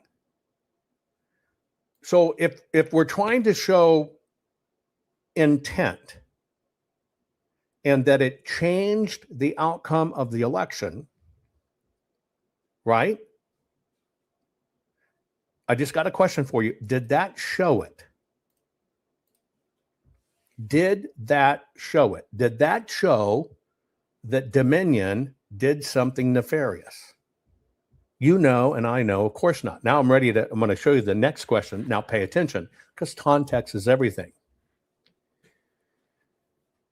In September of 2020, in October, the world was told I heard an Antifa call that I infiltrated, and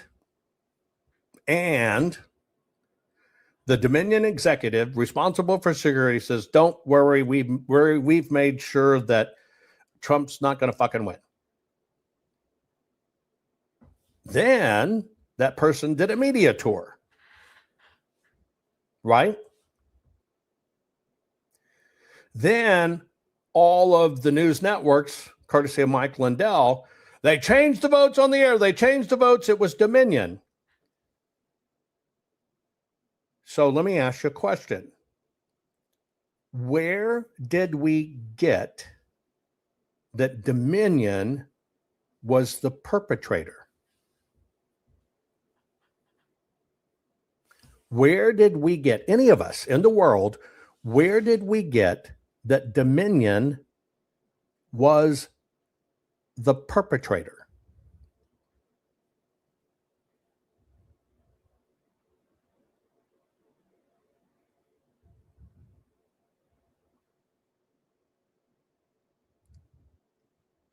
You got it from Team Lindell, Joe and Mike Lindell. Now, here we are in court a year later, and everybody's been told it was Dominion. And in law, when you're trying to give evidence, they will naturally guide you towards Dominion. But if the rules are voluntary,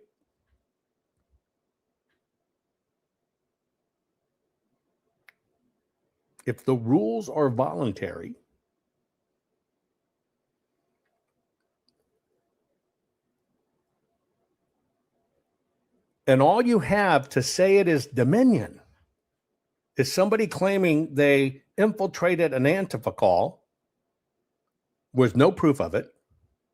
Somebody saying, well, they saw the numbers change on TV, which are not the votes, but they didn't bother to teach you that. They led you to believe it was the votes. They led you to believe they're not supposed to be connected to the internet. That's not even a law. So what sets up all of this moment of truth to fall flat on its fucking ass? You understand why I say truth was suffocated by a pillow?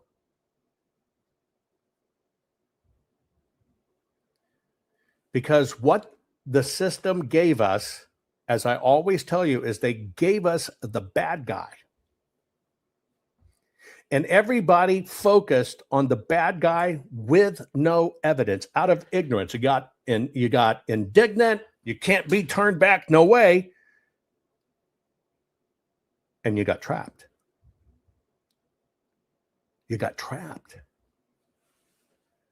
And that's why I say, in my opinion, this is why the election trials were pre-sabotaged before they ever got there.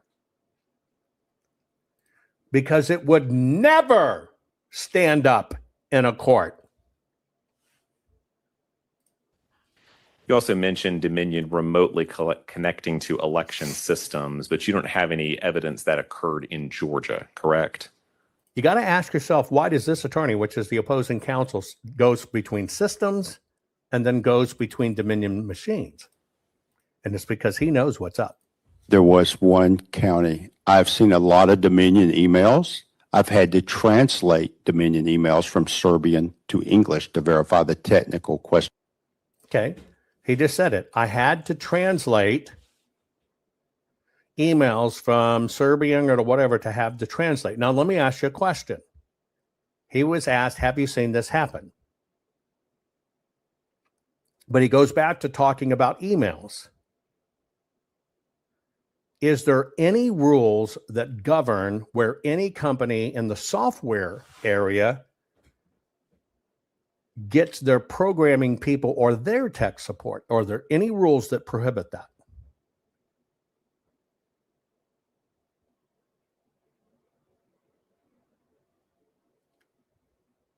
None. Listen to it in totality. One county. I've seen produced by Dominion, in which they're discussing remoting into Gwinnett County, Georgia. You also mentioned Dominion remotely connecting to election systems, but you don't have any. Now, I'm going to give you a very funny thing. As I continue just peeling back this layer, my thumbs down just go up. That is how entrenched this is. People, when shown the facts according to the rule of law, cannot get past what their feelings are.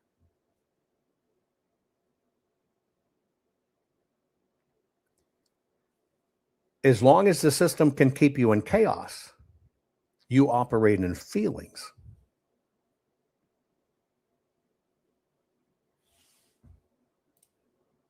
Evidence that occurred in Georgia, correct? There was one county. I've seen a lot of Dominion emails. I've had to translate Dominion emails from Serbian to English to verify the technical questions I was being asked about them, to verify that it was translated properly. So it's your testimony that there is evidence of Dominion remotely accessing Georgia election equipment? yes, on the one county. It was included with stuff that I was researching and reading through, considering Colorado. Everything's mentioned except the fucking county court he's sitting in.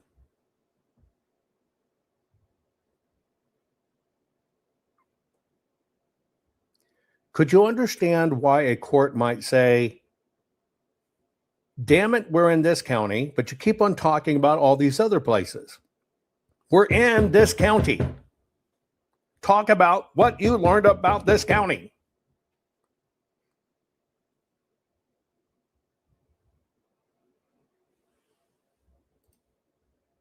Michigan was also involved, and there were other ones. To your understanding, is Dominion able to remotely connect to these election systems? Yes. Are they? And it says so in their manuals and their contract agreements. They have to support their systems. The county is the one that says, yes, I want you to support me if we have questions. In the documents, the county's presented with, you should have people, you should have staff, you should have this. But if you think you're going to need support, if you think you're going to want to be able to look at this while you sit at home, you don't have to come to the office, you need to connect it to your LAN. If you want to do that, you can dialogue with us. Now, the question I ask is that illegal if, in fact, it's part of the agreement? Are they able to do that without detection? Yes. And are you aware of any instances in which that has occurred? So here's the question. Are they able to do it without detection? Is Dominion able to remotely connect to these election systems? Yes.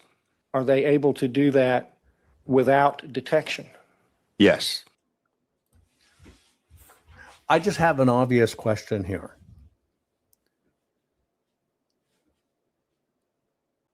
Let me just play it back to you.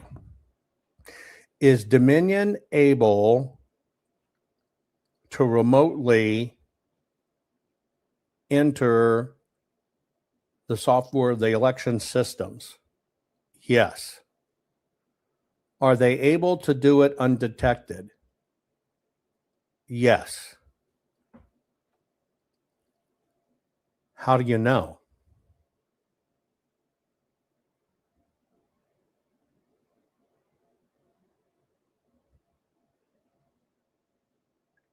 It's a simple question. How do you know? Not where do you go to get the information? I know it's the log file.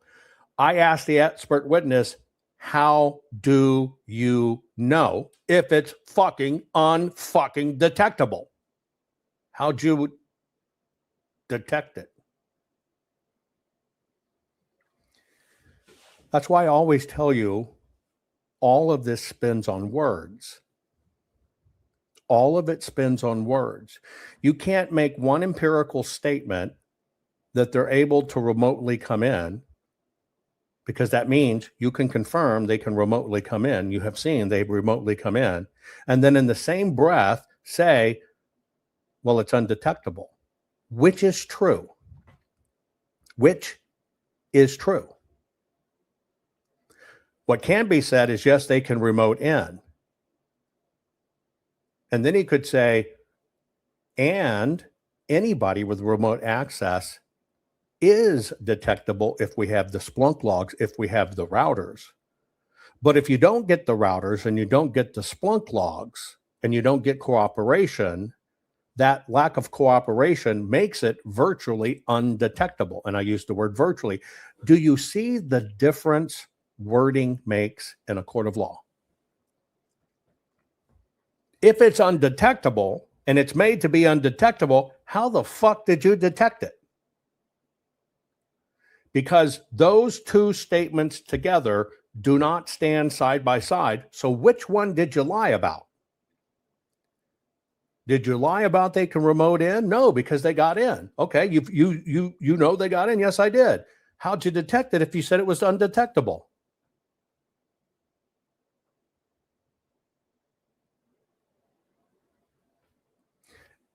That's the difference. It's so subtle. But it's what politicians do, and I'm not saying he's a politician. I'm using an example as politicians. They'll say something, they'll take it away. They'll say something, they'll take it away. They'll say something, they'll take it away. And a lot of this, we do it to ourselves. But then I have to question, if this became the go-to-it team, and this go-to-it team did it everywhere, are we seeing a pattern? That's all I'm asking. Because I fully believe, in my opinion, that the election trials were pre-sabotaged. Let's just keep listening. And are you aware of any instances in which that has occurred? Yes. Okay. So you know Dominion can do it. You say it's undetectable, but I ask you, are you aware? Yes, I am. Well, that means you detected it.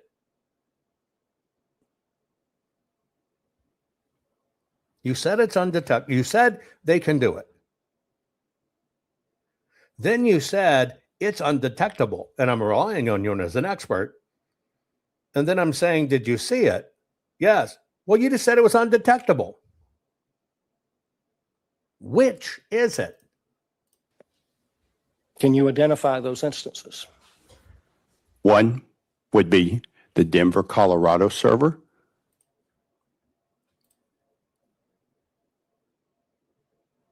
Just let me remind you, we're in Georgia.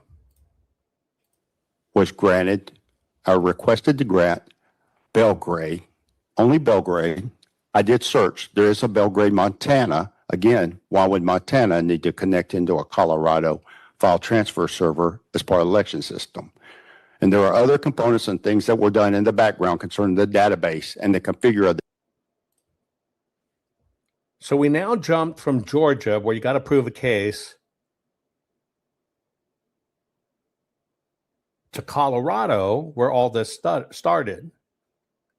But you're there to prove a case in Georgia. Let me just ask you a question.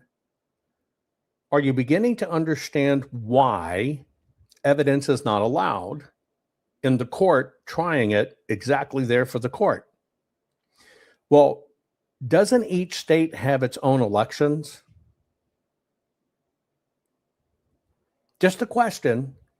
Doesn't each state have its own elections? And what's this trial about? Georgia. So do any of those other states have jurisdiction in Georgia?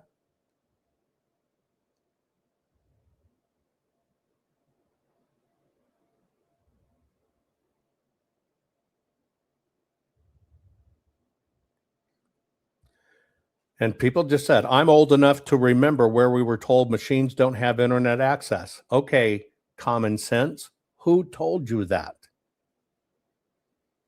Common sense, I would appreciate if you'd answer. You said, I'm old enough. Let me put it on the screen for everybody to see. Okay. Let me put it on the screen because this is kind of a little bit of the heart of what I'm talking about, and I'm going much longer than I expected. I got a lot to do, so we're just going to plow through it. Okay. Common Sense has posted, I'm old enough to remember when we were told that machines don't have access to the internet. Now, Common Sense, I'd appreciate if you'd answer this for me. Please, please, please, please, please. Who told you that? Okay, so I got an answer. Hang on, let me get it.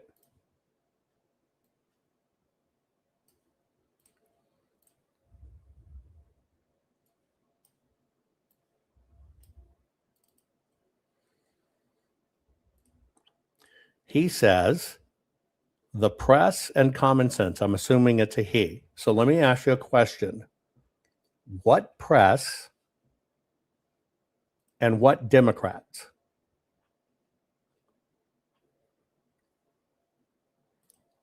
Now, I'm going to assume you came in late, which is fine. Which is fine. Because I think what you're really saying is, hang on, let me get to the bottom here. And this is my whole point in all of this. You heard somewhere from TV, so it must be true. And you probably heard that from Mike Lindell's team. And since you mentioned it earlier, there is not a single law on the books that says these machines cannot have any access to the internet. See, you're misappropriating terms. They say they're air-gapped, so they can't be reached. Air gap has a definition. It means in that environment, in that particular environment, from the outside, you can't come in. But you take that air gap machine, and if that air gap machine, right, okay, and the county decides they want to see it, the moment the county hooks it up, because the county hooks it up to their own equipment, it's the county machines that are connected to the internet. So was it technically that machine? No, that machine just got connected to the county, which they can do. But was that machine connected to the internet? No. Is that against the law? No. But see, here's the deal. You've been told this by the corporate machine, and you assumed it was a law. And it never has been a law. That's my whole point in trying to share words matter. Let's keep on. Let me go back a bit. Would be the Denver, Colorado. to your understanding, is Dominion able to remotely connect to these election systems?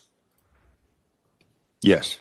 Are they able to do that without detection? Yes. And are you aware of any instances in which that has occurred? Yes. Can you identify those instances? One would be the Denver, Colorado server was requested to grant Belgrade, only Belgrade. I did search. There is a Belgrade, Montana. Again, why would Montana need to connect into a Colorado file transfer server as part of the election system? And there are other components and things that were done in the background concerning the database and the configure of the database server that still do not have an engineering change order. Because if somebody works in an operational environments for a lot of different things, what I will tell you is sometimes things break or you have a problem and you have to fix it. And you submit a change request, or in this case,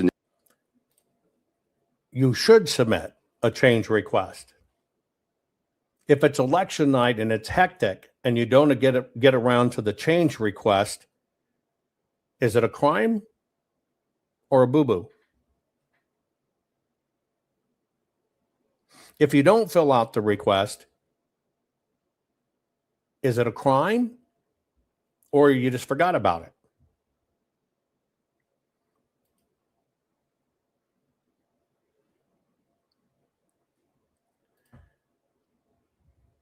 That's the only thing I'm saying. engineering change order that's retroactive, right? You want to go back and make sure that you record the process so that you have change management and integrity of the system. If you do not record changes, you lead yourself down a very bad road. So here's my question for you. You just heard testimony in Georgia about a specific county. Did any of those facts relate to that specific county, yes or no? Put it in chat. You heard all this testimony. You heard a lot of testimony. Did any one of those people speaking give you any testimony about that exact county and what you were shown there? Not a one. But everybody got pissed off because this happens. You were told it was happened. You were led to believe it was a crime. It was promoted, 24/7, 365. But it never was a crime. Now, is any of that evidence or was it an argument? Is it evidence or was it an argument? The court requires evidence. The court demands that the wording be exact. And the change of wording can basically prove the whole case. In fact, the trial can swing on a single word because court is not storytelling, it's rule-based. That's my only point. That is my only point in that case. Let me show you another one before I show you some longer ones. You ready? Pay attention. We're going back to Maricopa. Your voice, your vote. A judge hearing arguments from Kari Lake's legal team as they try to reverse election results. Our Ashley Holden listening in on day one of the two-day trial.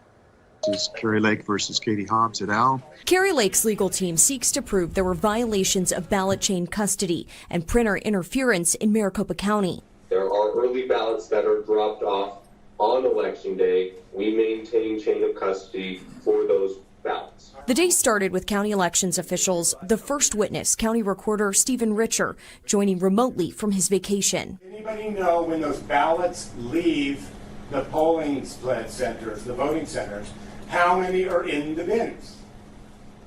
When the early ballots leave the voting centers, no, they are not counted at the. Okay. Now I want you to pay attention to the words, because I taught you this, but I want to see if you catch it now. What Richter's being questioned is about is outside the vote centers on election day. Outside the vote centers on election day. Okay. There are also drop boxes where you can drop your early vote. Now, at the beginning of a testimony, Stephen Richer says, we don't pick up ballots. And people are saying, we saw you pick them up. And that's where you learned, well, no, what we pick up is ballot packets. We don't pick up ballots. Now, why is that a distinction? Because on election day, at election physical locations, you do in fact pick up ballots.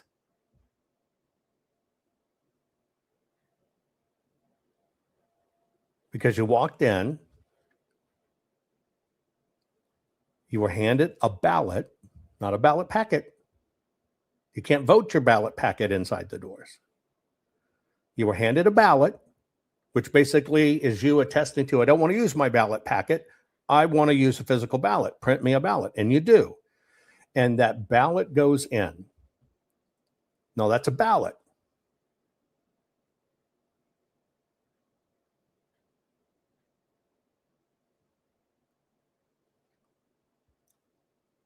Not a ballot packet. Well, when they wade through all that stuff, Shaggy, Blemish, is querying the county recorder who runs the elections about people voting on election day at the vote center. Listen to how the county recorder answers the question truthfully. I got to make sure I got the right one. Here it is. Your voice, your vote. A judge hearing arguments from Kari Lake's legal team as they try to reverse election results. Our Ashley Holden listening in on day one of the two-day trial. This is Kari Lake versus Katie Hobbs et al. Kari Lake's legal team seeks to prove there were violations of ballot chain custody and printer interference in Maricopa County. There are early ballots that are dropped off on election day. We maintain chain of custody for those ballots. The day started with county elections officials, the first witness, County Recorder Stephen Richer, joining remotely from his vacation. Anybody know when those ballots leave the polling centers, the voting centers, how many are in the bins? When the ballots leave, the early ballots leave the voting centers, no, they are not counted at the voting centers. Lake's legal team calling several more witnesses. One, a cyber expert who was able to examine a small amount of ballots Tuesday. He says there were issues that couldn't be accidental. Out of all the spoiled ballots and the duplicated original ballots, there were a total of 113 ballots examined. 48 of those existed because there was a 19-inch image of a ballot printed on 20-inch paper. We did reach out to the county about this claim, but didn't hear back. The county's attorney in court saying those ballots still would have been tabulated. With each witness, attorneys representing Governor-elect Katie Hobbs and Maricopa County firing back. I'm asking what evidence? You have no evidence that anybody made an intentional decision to do anything here, correct? Well, I think that Your Honor, I think this is a yes or no question. you similarly do not have any personal knowledge of whether the printing errors were the result of an intentional scheme to undermine the election. I was just a temporary employee. There were some tense moments throughout the day and debate over witnesses and evidence being presented. Attorneys for Hobbs and the county will make their case Thursday, the final day of the trial. In Mesa, Ashley Holden, ABC 15, Arizona. Now here's the question. Shaggy, at the behest of Scooby-Doo, was saying, when you go to the poll center, you're telling me you don't count the ballots? The county recorder answered, you can drop off your early vote at the polling centers, but no, we don't count the ballots there, we just take them down. Do you understand what was asked what Blim, the Karate Kid, otherwise known as Shaggy, who in my opinion is a total fucking idiot, the attorney doesn't even understand the language.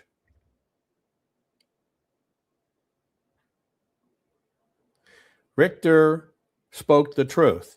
There are early ballot drop-offs. We pick them up. We do not count the ballot. We take them down to vote center. Do you know why? Because the ballot counting, which has a different definition, is in that case, because it's an early vote done at MTech. And frankly, all they're doing is picking up the early votes, which are two different things, versus the day of the election inside the door.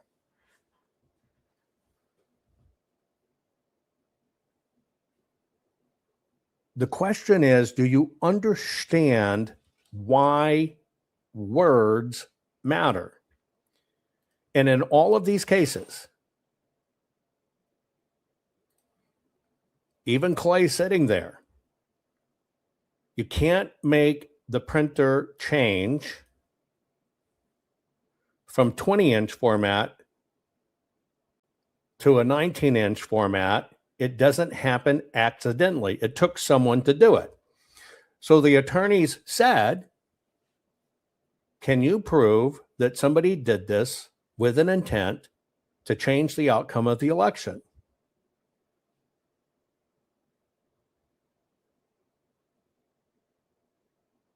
Could you? Could you prove in a court of law as evidence, right, as evidence, that somebody made that ballot change size intentionally to change the outcome of the election? It's not provable in that manner. You can't. It is beyond the ability to prove. That's why it takes everything. But you hear he only got, what, a triple handful of ballots, and he looked at this, and then he makes this proclamation. Do you understand why they limit your access to everything and only give you a few? Because you can't prove it was widespread and overall. That's the rig. That's why they did this. And thank every one of you for reposting this. But here's the deal. If you don't know this, you can't defend against it. And this is how the game's played. And it's why I've always told you, court of law, why words and rules matter. Blim, who's an idiot, is talking one thing. The guy on the other side is using his words correctly said it's early votes. We don't count them there. That's why words matter. That's why words matter. I got 1, 2, 3 more pieces you need to watch. I'm just going to keep on doing it. You stay with me. That's why I told you it's going to piss you off. That's why I told you it's going to piss you off.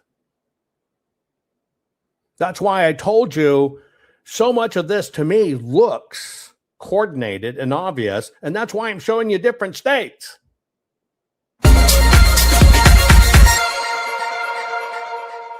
A cybersecurity expert for Kari Lake became angry on Wednesday when he was forced to admit that ballots printed at the wrong size would eventually be counted. During the first day of Lake's election trial, Maricopa County Attorney Tom Liddy tried to clarify witness Clay Parik's concerns about several dozen ballots that he claimed were printed at the wrong size. Parik said the ballot image was 19 inches, while the ballot paper was 20 inches. Parik initially agreed that the ballots would be counted after initially being rejected and then duplicated. But when Liddy repeated the question, the witness became angry. "Your technical description is not possible," Parik said. "I'm sorry," Liddy remarked. I wasn't attempting to give a technical description. I was just saying what happens, based on your testimony. So you're saying, in that scenario, that voter who wanted to vote for Kari Lake would never have that vote tabulated? Is that your testimony? But Parikh insisted on discussing whether a shrink could fit setting could be accidentally configured on a printer. That's not a response, Liddy complained to Judge Peter Thompson. I'm unable to answer your question, Parikh reluctantly said. Let me ask a different question, Liddy remarked. Are duplicated ballots tabulated in the Maricopa County General Election 2022? If they're duplicated correctly and they're configured correctly, yes, they should be, Parikh confirmed. Thank you, Liddy concluded. No further questions. Parikh has previously appeared at election. Okay. This one's a multi-layered one. Okay. This one is a multi-layered one, and I need you to refrain from opinions, refrain from trying to get people other places, and just listen to what I'm saying.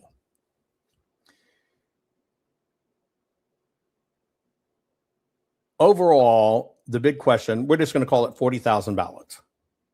The state was lost by 10,000 some odd, but 40,000 ballots is what's at issue in Maricopa County.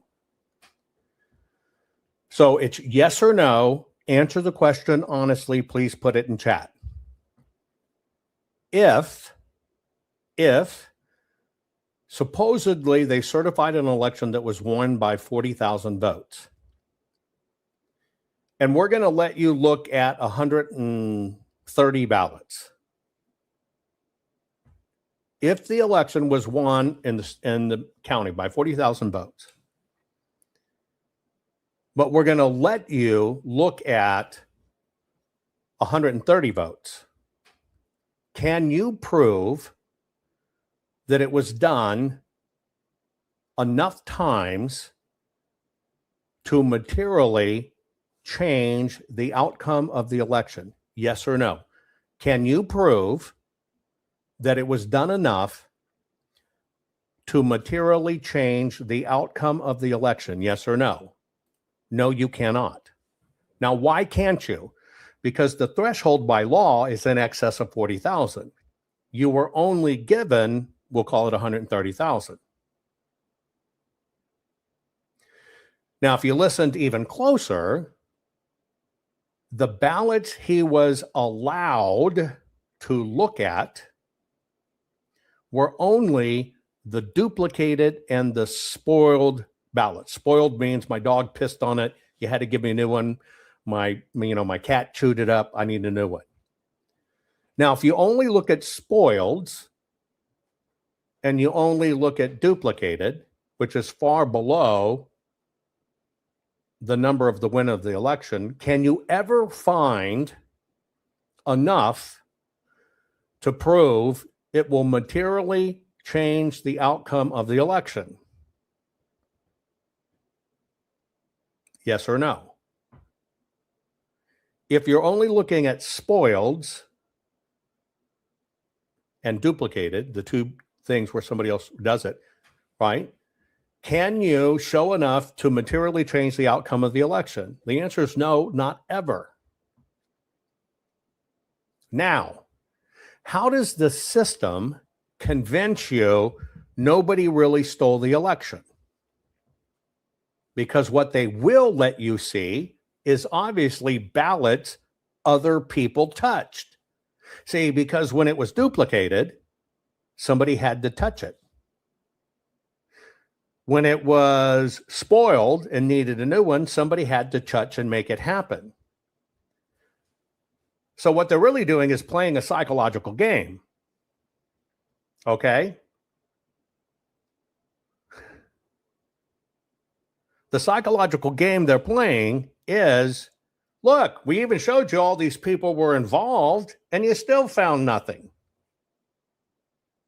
And then it hinges on a singular word or a singular premise. See, Clay offered the opinion that doing that negated your ability to cast a vote, therefore infringed your rights. That is what Clay said. Well, if they change the size or whatever, right? That they're saying they weren't tabulated. Well, let me let you in on a secret. You only have the right to cast a vote. Casting literally means you have the right to take what is ostensibly a ballot and drop it into a box or watch them scan it in. That's the only right you have. There doesn't exist a right that your vote must be counted as you cast it. That's the first part of the bullshit of the system. The second part is the reason they give you so few is so you can't reach a determinate answer of what really happened to be able to show it was intent, because all of these things happen in unison. And when you look at all of them, it was enough to materially change the outcome of the election. That's why they do that. See, count and cast are two different things. Then the way they catch you is they say, well, you kind of said this, impeded your, you cast your vote and impeded your votes. Let's don't talk about any of common sense. We don't need the facts. Let's stay on it. I know you came late. Stop it. It's my program. I don't need you to sell other facts. Just stop. Just pay attention, because I need people to understand.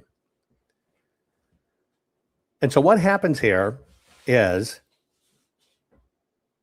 counting is not done when it's cast. They have separated the counting system from the cast system. When you drop the ballot in a box, you have cast a vote. When you hand it to somebody to scan, you have cast the vote, but it hasn't counted yet. See, the counting, this is why they use tally centers. The counting is separate. It's okay, common sense, we're cool. The counting's separate. And so when you infer that, well, they misprinted it and therefore it kind of invalidated your ballot, and, no, because all they have to say is, here's the ballot. Yes, it was spoiled. Yes, it was duplicated, but we tallied it. We counted the son of a bitch. And so, see, the expert gets caught in having to acknowledge, well, yeah, you did in fact tally it, which completely destroyed his own testimony. Because you basically made the statement, your vote wasn't counted. And that's not true. We tallied it. We have a vote for this. We show where a ballot goes through. So do you understand all the nuances of how this works and why I refused and told them, fuck you, when they were going to just do a few? And I said, you told the American public we're looking at every one, and damn it, we're going to look at every one. Because see, it's only with every one can you, one, see it was enough to material change the outcome of the election. And in fact, it proves both intent and racketeering. But if you play within those certain rules as they're set up, there is no enforcement. You can't enforce anything. And when you go into other places and they give you the sticker and said you voted, or they give you your little fucking digital spreadsheet, that just means you cast a vote. This is how it works. And this is why I'm telling you, the system does this. And that's why the laws, the words, and the rules matter. And that's why in court, if you don't understand all this stuff, you can't present evidence, because all they ask you is, can you prove they did it with intent and it was enough to materially change the outcome of the election? And all you can say is, well, no, because you didn't look at everything. It's an impossibility. It's a threshold you can't get over in the beginning. You can't get over it. It's impossible. Little longer clip. I am not going to interfere with this. This is a debate. Now, Scooby-Doo, Shaggy, I don't want to blame it on the dog because the dog's innocent. Shaggy, otherwise known as Blemish, who's going to defend Kari Lake. I want you to listen to somebody he wants to bring into court. Now, what he has to prove, Here's what he has to prove. He has to prove that the election was stolen by intent and it was enough to overcome or to change the outcome. It has to show it was done by intent and has to show it was done enough. Let me make sure I got the right one. Enough to change the outcome of the election. Listen to this dialogue with a judge about a witness he wants to put on the stand. I have a couple of minutes of explanation of what the relevance, what these witnesses would be expected to say and what their relevance is. Your Honor, there was a lot of testimony about MAGA pro-Trump violence at the legislature, including, Your Honor, testimony about guns sliding across the courtyard and protesters yelling at children. And so Senator Kern, Your Honor, as you well know, is the chairman of the Judiciary Committee. He spends a great deal of time at the Arizona State Legislature and can testify as to what takes place at the legislature with respect to protests, both on, I suppose we could say, Your Honor, the left and the right. Furthermore, Your Honor, one of their witnesses, Ms. Rodriguez, invoked Senator Kern's name at yesterday's hearing, Your Honor, when she testified that he held her before his committee and would not allow her to leave until she answered a specific question. Now I'm going to ask you just a question for a moment. We are at Kari Lake's trial. We are at Kari Lake's trial, where she must prove with intent they stole the election from me. And here's how many votes they stole. And it's more than makes a material difference in the outcome of the election. Now, who is this guy, Blemish, asking to testify? What is he asking him to testify about? And we're talking about an election. Tell me in chat what he's asking the judge to consider as a witness for evidence. Now, what I'll tell you, there isn't any, but what this is stoking the chaos. It's stoking the fire. It's going to keep you pissed because you know all this bullshit happened. There is not anything, not a fucking thing, this senator being called in as a witness can add to, was this election stolen with intent, and was it enough to materially change the outcome of the election? Listen again. Of what the relevance, what these witnesses would be expected to say and what their relevance is. Your Honor, there was a lot of testimony about MAGA pro-Trump violence at the legislature, including, Your Honor, testimony about guns sliding across the courtyard and protesters yelling at children. And so Senator Kern, Your Honor, as you well know, is the chairman of the Judiciary Committee. He spends a great deal of time at the Arizona State Legislature and can testify as to what takes place at the legislature with respect to. Okay, Mr. Blim, let me short case this. How many people went to the state legislature to cast their vote for Kari Lake? Oh, that's right. Not a fucking one. So what does it matter? Protests, both on, I suppose we could say, Your Honor, the left and the right. Furthermore, Your Honor, one of their witnesses, Ms. Rodriguez, invoked Senator Kern's name at yesterday's hearing, Your Honor, when she testified that he held her before his committee and would not allow her to leave until she. Okay, so now I understand what you're saying, Mr. Blim. In Kari Lake election, this senator realized that this lady was possibly going to vote for Kari Lake. He kidnapped her so she couldn't vote a vote. Is that correct? That's why you're telling me this story. Get it yet? Until she answered a specific question. And so. Oh, yes. Oh, well, it was a specific question, Your Honor. Oh, are you going to vote for Carrie Lake? She said yes, and he kidnapped her? With respect to what's taking place at the legislature and the violence, Senator Kern's going to offer testimony in that. Oh, wait. Because protesters protested, which is their free speech right, you're saying because people protested, it proves their intent was to deceive Carrie, and they protested so much, it caused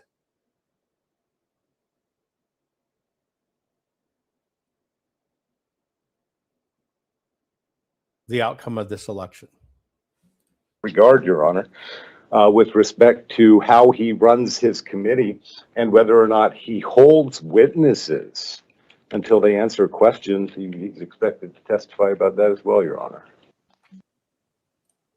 There was testimony about the VM34 at the hearing on Thursday. The recorder testified about it. This is a document that basically talks about everybody voting and information. That's the document. That's just a shortcut name for it. Not super familiar with that particular file. It's something that the Elections Department uses. It makes it available to the political parties. It also makes it available to anybody in the world, as Mr. Blem said, who makes a public records request and pays the applicable fee set by statute. That isn't a fee that the recorder willy-nilly assesses. And I want to let everybody know, I'm not shilling for the Bar Association. This topic is not about the Bar Association. I want you to pay attention to what these guys say. And if you miss it because you're looking at something else that sounds interesting, you're missing the point of what they exactly say. I want you to focus on exactly say, no matter how much people want to get you off completely separate than what these rat bastards say. Focus on what these rat bastards say. Mr. Blem didn't suggest that it was, but I just want the court to know that fee is set by ARS 16168. I believe it's subpart E, but it's in 16168. Quick snap poll. Is this program about the video I'm playing, or is this program about the chat that's being chattered? Is this program about the videos I'm playing in the lesson I'm teaching, or the notes that are getting passed around by the class? 68. In any event, the VM34 file contains certain information, the voter's name, the voter's political party, the voter's address. It does not contain the voter's signature. And the voter's signature is what we're here about, Your Honor, the signature on the affidavit, the early ballot affidavit envelopes. That's not part of the VM34. And unless Ms. Bush is going to come to the witness stand and say that it is, you know, and then I suppose we'll have to get a copy of the VM34 down here for the court to examine. But I'm representing to the court, it's not part of the VM34, and it has no relevance to this proceeding. With regard to what is given to Runbeck, Runbeck does perform important services for the county. Mr. Blem and his client, Ms. Lake, and also his other client, We the People, are currently litigating two separate, I'm sorry, that's incorrect, Your Honor. It's We the People, it's not Ms. Lake, is litigating an action against Runbeck right now. But what Runbeck does has nothing to do with this proceeding in front of Your Honor today. Again, this is about the early ballot affidavit signatures. I didn't hear anything that Ms. Bush is expected to testify about that I personally consider to be relevant. However, if Your Honor would like to allow her to testify, and we can go, you know, line of questioning by line of questioning and make objections that way, that's fine with me. As for Senator Anthony Kern, if he takes time out of his busy schedule to be here today, we certainly appreciate that. We did put into evidence testimony about what took place at one of his hearings. If he wants to appear to from his perspective, clarify or even from his perspective, refute the testimony that our witness offered, Your Honor, I think that is acceptable. I don't think it's really relevant to the issue at hand, but we will not object to that. If he feels the need to set the record straight from his perspective as to what happens at committee hearings that he chairs, we have, great respect for the members of our legislature, and we. So my question here is, you hear it, they're going to allow it. They'll certainly allow it. You know why? Because it'll eat the fuck up of time. But what relevance does what happened in a committee hearing or the State House have to do with adjudicating, did they intentionally steal this from Kari Lake, and was it enough to make a material difference of the outcome? That's what I'm saying. This is what I'm calling bullshit on. This is how it all gets mucked together and by the way, they didn't get to present everything because why? They fucking ran out of time allotted by the court. It's always about that time clock. So why do that? That's why I say a lot of this to me blatantly smacks, in my opinion, of sabotage. Why else would you fucking burn up the clock? We would not want to stand in the way of that if that's what he feels he needs to do. Thank you, Your Honor. Okay. And I'm playing this so you can hear what chews up the time. And you can hear the things that are being discussed. You're about to hear about Shelby Bush, who the GOP forbid to talk to my team or getting any help from us.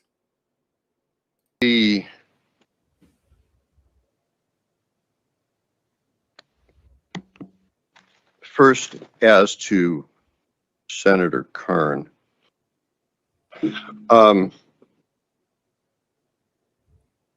I do have respect for the members of the legislature and what they do. And if he is here today, then he presumably feels strongly about what was said about what happened in his committee. And which is the only thing he can comment on, what happened in his committee. But this is about what happened during the election. I can identify that with that. If somebody said something about what happened in my courtroom and I thought it didn't portray me fairly, I want to respond too.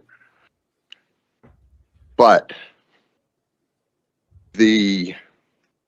frankly, what happened in his committee really has nothing to do with what we're deciding today. And Mr. LaBruce said that. That testimony was given. I heard it, but I was not intending to rely on it in any way, because what happened, and I'll just say it, I don't know how to say it any more directly. What happened between a legislator and a lobbyist in a committee hearing truly has nothing to do with whether the ballot affidavit envelopes are public records or not. And what happens in the community is one thing. What happens in the legislature is something else entirely. So,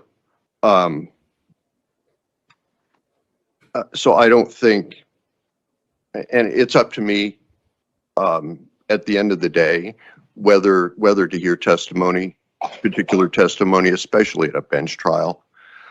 So I just do not find that that's relevant. The other, and I think it would be frankly a waste of his time to give that testimony. He would be better off going back to the legislature, and if he wants to make a public statement about how he runs his committee, that's perfectly fine with me. Now, I ran that so you can see how much time's chewed up in this shit. So you can actually see how much time gets chewed up in this crap. All of that worked against Kari Lake. Secondly, now I'm going to show you the county's expert, we the people. Now I want to put in a time frame. This is Kari Lake's trial, which is the 2022 election. And the attorneys made millions, by the way. But if we go over here to that time in American history, right? Nobody has ever in the history of the United States of America looked at every single procedure and every single ballot voted in a specific election except my team and myself. That was an already established precedent. Sanctioned by the Senate, contracted to the process on behalf of the Senate, physically investigated, the single largest investigation of ballots in American history. Physical.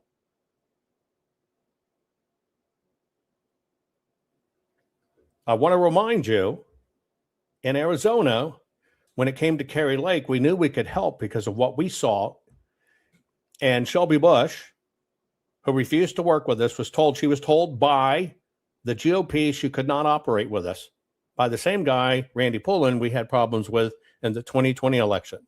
So here's the judge considering the star witness for Kari Lake. Here is the star witness that all of this hung on. The motion in limine is granted as to Hansel. As to Ms. Bush, no, I do not believe so. Our understanding of her her proffered testimony would be similar. It'd be a similar line of reasoning as to Mr. Spakeen and Mr. Hansel. Okay, the one on this one, I'm inclined to go a step further because she's a medical office manager. I mean, she's so obviously unqualified that I kind of find the need to make a finding about that, as well as that her testimony is irrelevant. I mean, she's not even in the ballpark. Your Honor, my witness, Shelby Bush, Your Honor, she's got significant regulatory and auditing experience. She's not just some back office worker in some medical office, Your Honor. She's been engaged in politics and in and around Arizona elections and signature verification for a very long time. She's got a lot of work under her belt as someone who does investigations into elections and what's taking place. With the ninjas? Excuse me? With the ninjas? Yes, she did participate in that audit, Your Honor. Okay. The motion is granted as to Shelby Bush as well, both on relevance grounds and on Rule 702 grounds. So the key witness is disqualified right from the difference. Even if the judge would allow it, said for the ninjas, all that can be said is she worked at some of the tables. See, there is a difference. There's a difference. Even if you take away, okay, even if you take away, she's an office manager. And even if the judge want to say, well, she worked for the cyber ninjas, let's look at like our team. My actual patents are used as part of the ballot printing and tracking process, which means I have a precedent of decades and 207 ballots in a suite that is the actual implementation of how the ballots are tracked through the system. aside from, for 35 years, being a professional witness and professional IP prosecutor getting patents granted in 190 countries. My entire work in patents is not only innovating them, it is defending them against not only the United States government to force them to allow it because it's unique and they don't want to allow it, you have to fight for it, but also to basically make them stand legally in 190 countries.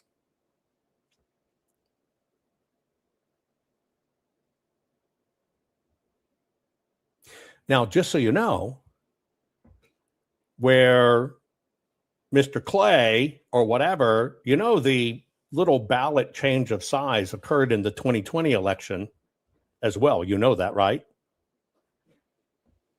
There are many things that happened with the 2020 election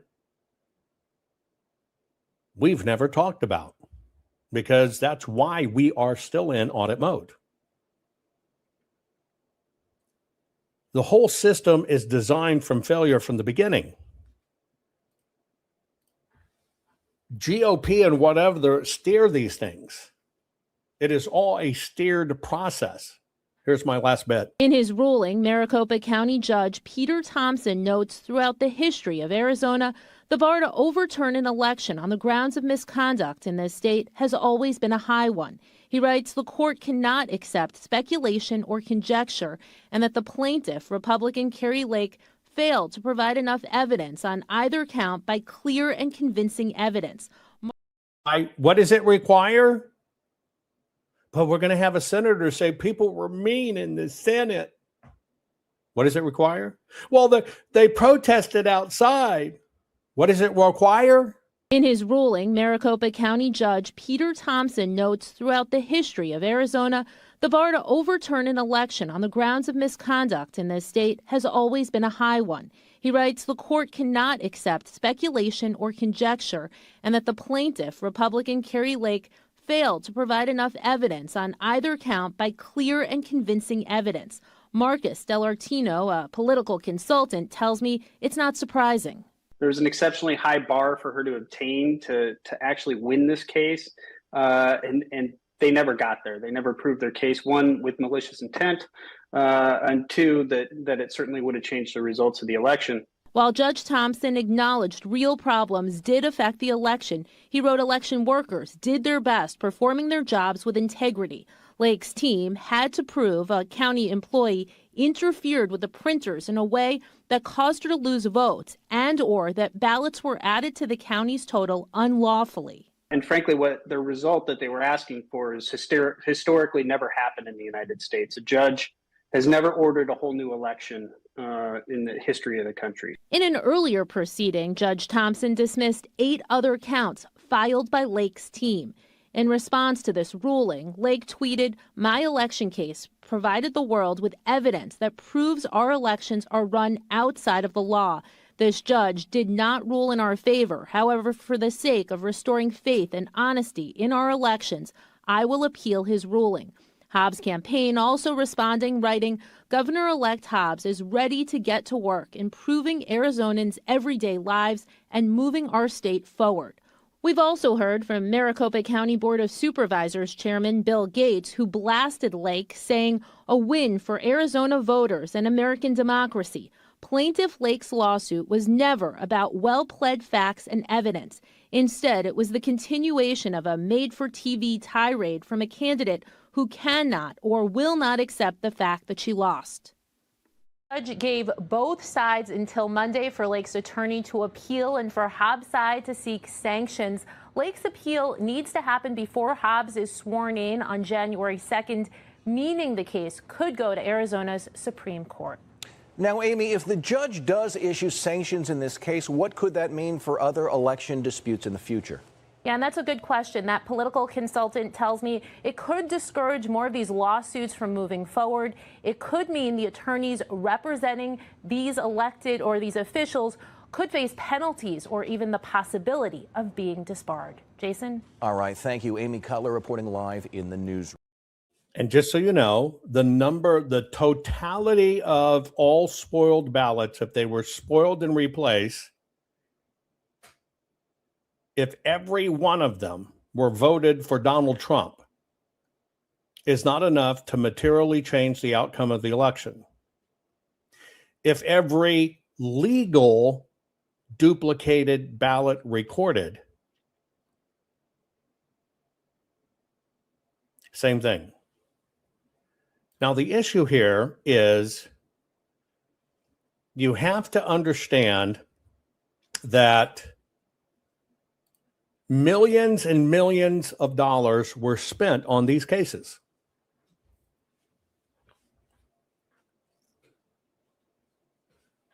Millions. Mike Lindell spent millions. Other people spent millions on these cases. But the only thing that was written hard into it, condition of the millions, as it's told to me, don't know if it's true or not, but I do know that Shelby Bush said, we are told we cannot work with you and your team or share any information with you.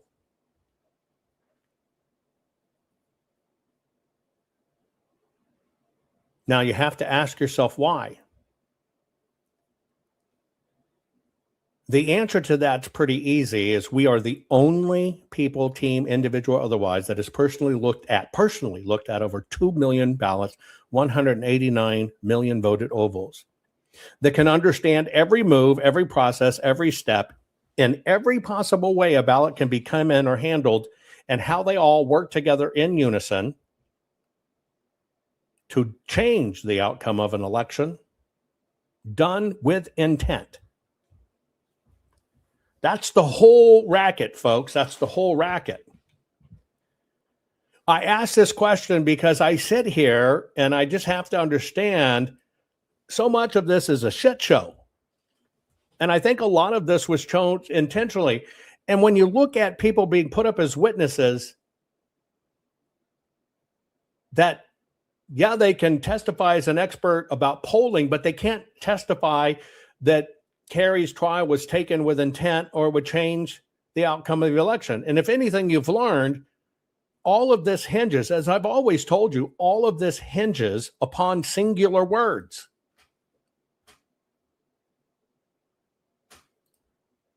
And when you look at fractions and anything, you cannot prove the two things you have to prove. It was done intentionally, and it materially changed the outcome of the election. Yeah, you do have to tell a story in court, but it's got to be within the rules.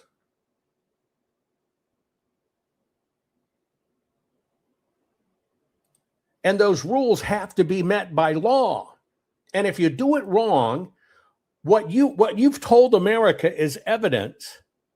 And I've shown you that today. What you've told America is evidence is actually not evidence. It is an argument. And there is a difference. There is a difference between what is admissible and what has to be excluded for certain reasons. There is difference between credibility and impeached. Impeach is not like impeaching the president. It just basically means you're not qualified. Like Shelby Bush, you're a medical office clerk, manager, maybe.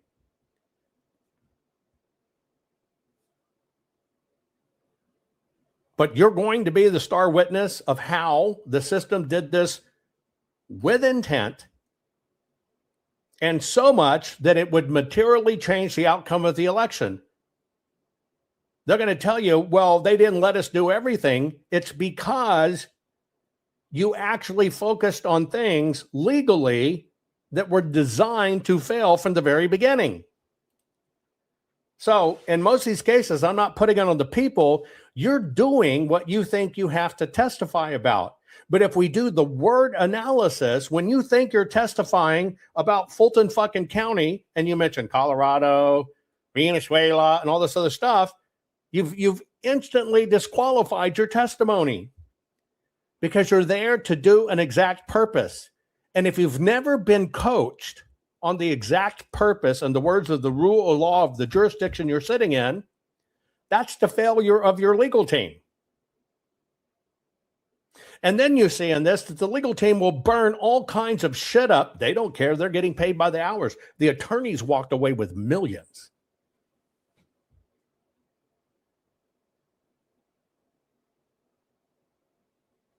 God bless every one of you that support our work. It all goes to election integrity. God bless you guys for doing that.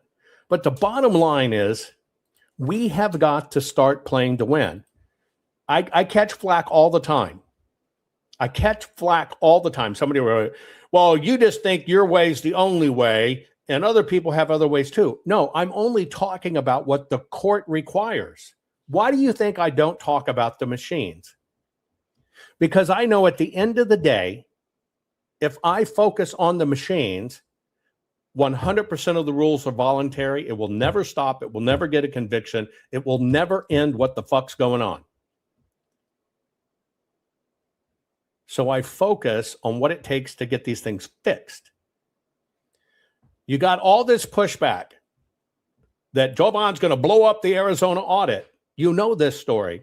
Behind closed doors, when they agreed to the audits, they told you, the people, we will look at every single ballot.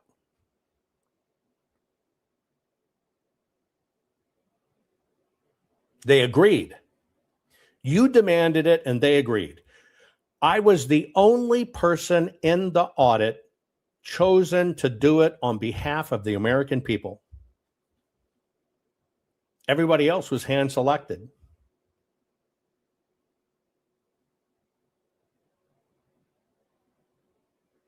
Shiva wanted to do it. He was disqualified, but Randy Pullen chose him. Randy Pullen took the count books. Randy Pullen's the one that told Shelby, you can't share any of this with Jovan. Randy Pullen was the one behind the scenes saying, because he knew I was going to do it, we'll just look at a few of them, and then if he finds something, we'll look at the rest. And you know what I said? Fuck you. You told the public we would look at every single ballot. You must hold to that word, or I won't look at any, because it cannot be found. They were all excited. They thought they'd got rid of me. And then I said at the end of that conversation, but by the way, I'm going to tell the people what you just tried to do. They didn't care. I told you. And 60,000 phone calls flooded and emails flooded that state and demanded, wait a minute, we're doing everything. And they bent, and we got everything. And then they just flexed to a different game. And it's all the same people. It's always the same people. It's always the same way. I want to push back on,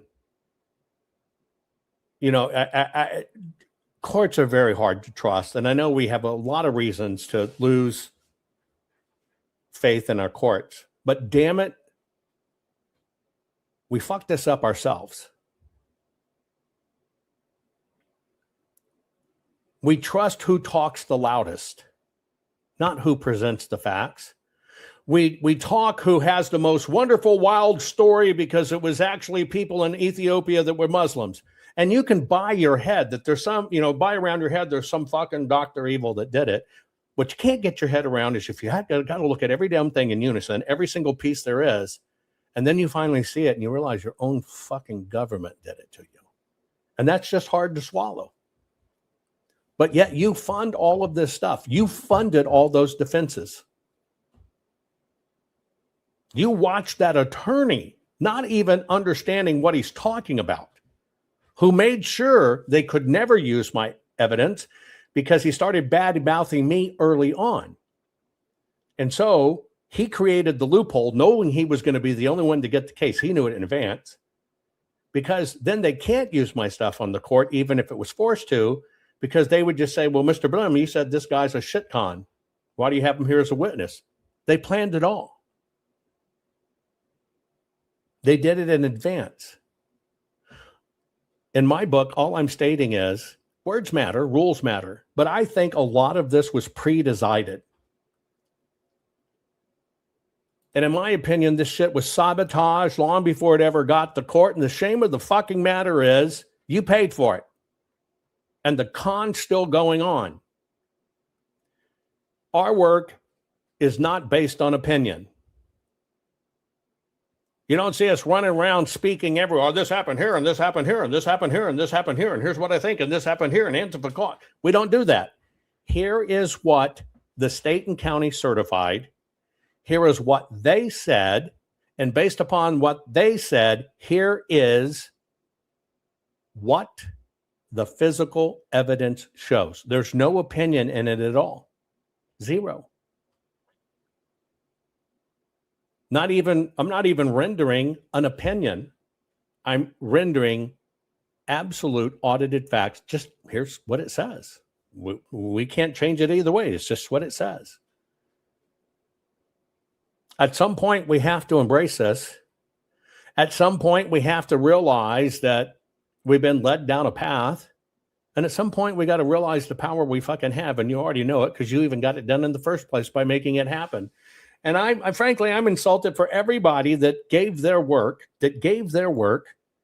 in Arizona to have the very people that testified basically tell you bullshit. Well, they used the right paper. That's all crap. When you got 1,000+ people testifying to it, they felt it. They saw all the differences. Do you realize all these same guys shit on your work? Don't you understand them not using all your hard efforts that you did? They just shit all over you, and you saw it with your own eyes, and you know it. And that's why they can't let it in. And that's the only reason I show this. We're staying in our lane when I tell you this is what works and why, and this is what must be focused on. There's no way to critique if you actually did it the right way, because it is the right way. I'm critiquing the system. I'm critiquing the bullshit operation. But it's not my way or the highway. I always tell you, here's exactly what the law requires, and you just see it for yourself. And if you can't see it for yourself, and you look at all these thumbs down I got on this, I guarantee you if those people were honest, those were people that worked in other things or for other people, and they can't handle the fact of what's true.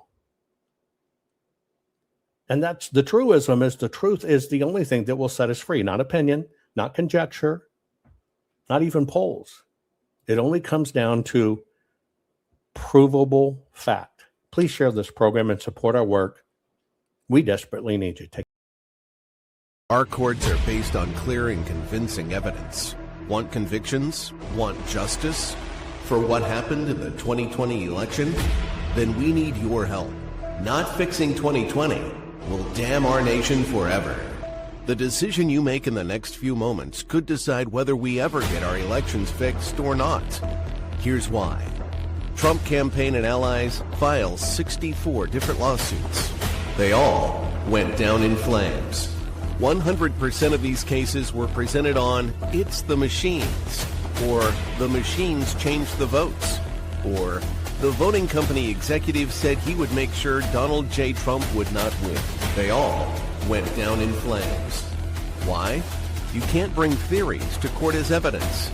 No supposed Zoom call or six-degree polynomial math theory or census data is or ever will be proof of fraud. You can't bring theories to court as evidence. Here's why. In both civil and criminal law, the side making a claim carries the burden of proof, and prosecutors must prove guilt beyond a reasonable doubt. Without physical or otherwise verifiable evidence, a case cannot meet this high threshold. Physical evidence is the key. The question is, did anyone get relevant, reliable, provable, testable, and duplicatable evidence of what really happened in the 2020 general election? And the answer is yes, absolutely. The full forensic audit of Maricopa County, Arizona is the only evidence-gathering work which gathered relevant, reliable, provable, testable, and duplicatable evidence of what really happened in the 2020 general election. Evidence so damning that the system, the deep state, and those who pull the strings of this country have fought to keep it hidden and have hoped to have it be forgotten to time. Almost $3 million invested in time, funds, and efforts to unlock that which the system wanted hidden. But now, that evidence is in danger of being lost forever. So if you want what happened in the 2020 election fixed, then we need your help. Please donate to protect and secure this historic evidence. With the 2026 midterms coming up, the system is going to try to lame duck President Trump and then most likely introduce new impeachment proceedings. This is the evidence which will help win the war which is surely to come. We need to keep Maricopa County full forensic investigation and archive secure and ongoing. So if you want what happened in the 2020 election fixed, then we need your help. Please donate to protect and secure this historic evidence. We need your help securing the full forensic audit archives. Don't allow the only testable, objective, and reliable 2020 election evidence fall into obscurity. Millions were spent on getting it documented and tested. This is historic evidence. Not fixing 2020 will damn our nation forever. The historic Maricopa County full forensic audit effort processed 20,895,610 digital and forensic images of varying formats, resulted in 208 million individual evidence-proof files. The system processed over 58 billion forensic measurements, resulting in over 2 trillion individual base computations. No hopium, no hype, just hardcore forensic evidence. Please make sure the Maricopa County full forensic audit archives survive. Donate now. So if you want what happened in the 2020 election fixed, then please donate to protect and secure this historic evidence. We can't do it without you. We need you. America needs you. Our future needs you. Please donate now. Not fixing 2020 will damn our nation forever. Please donate now.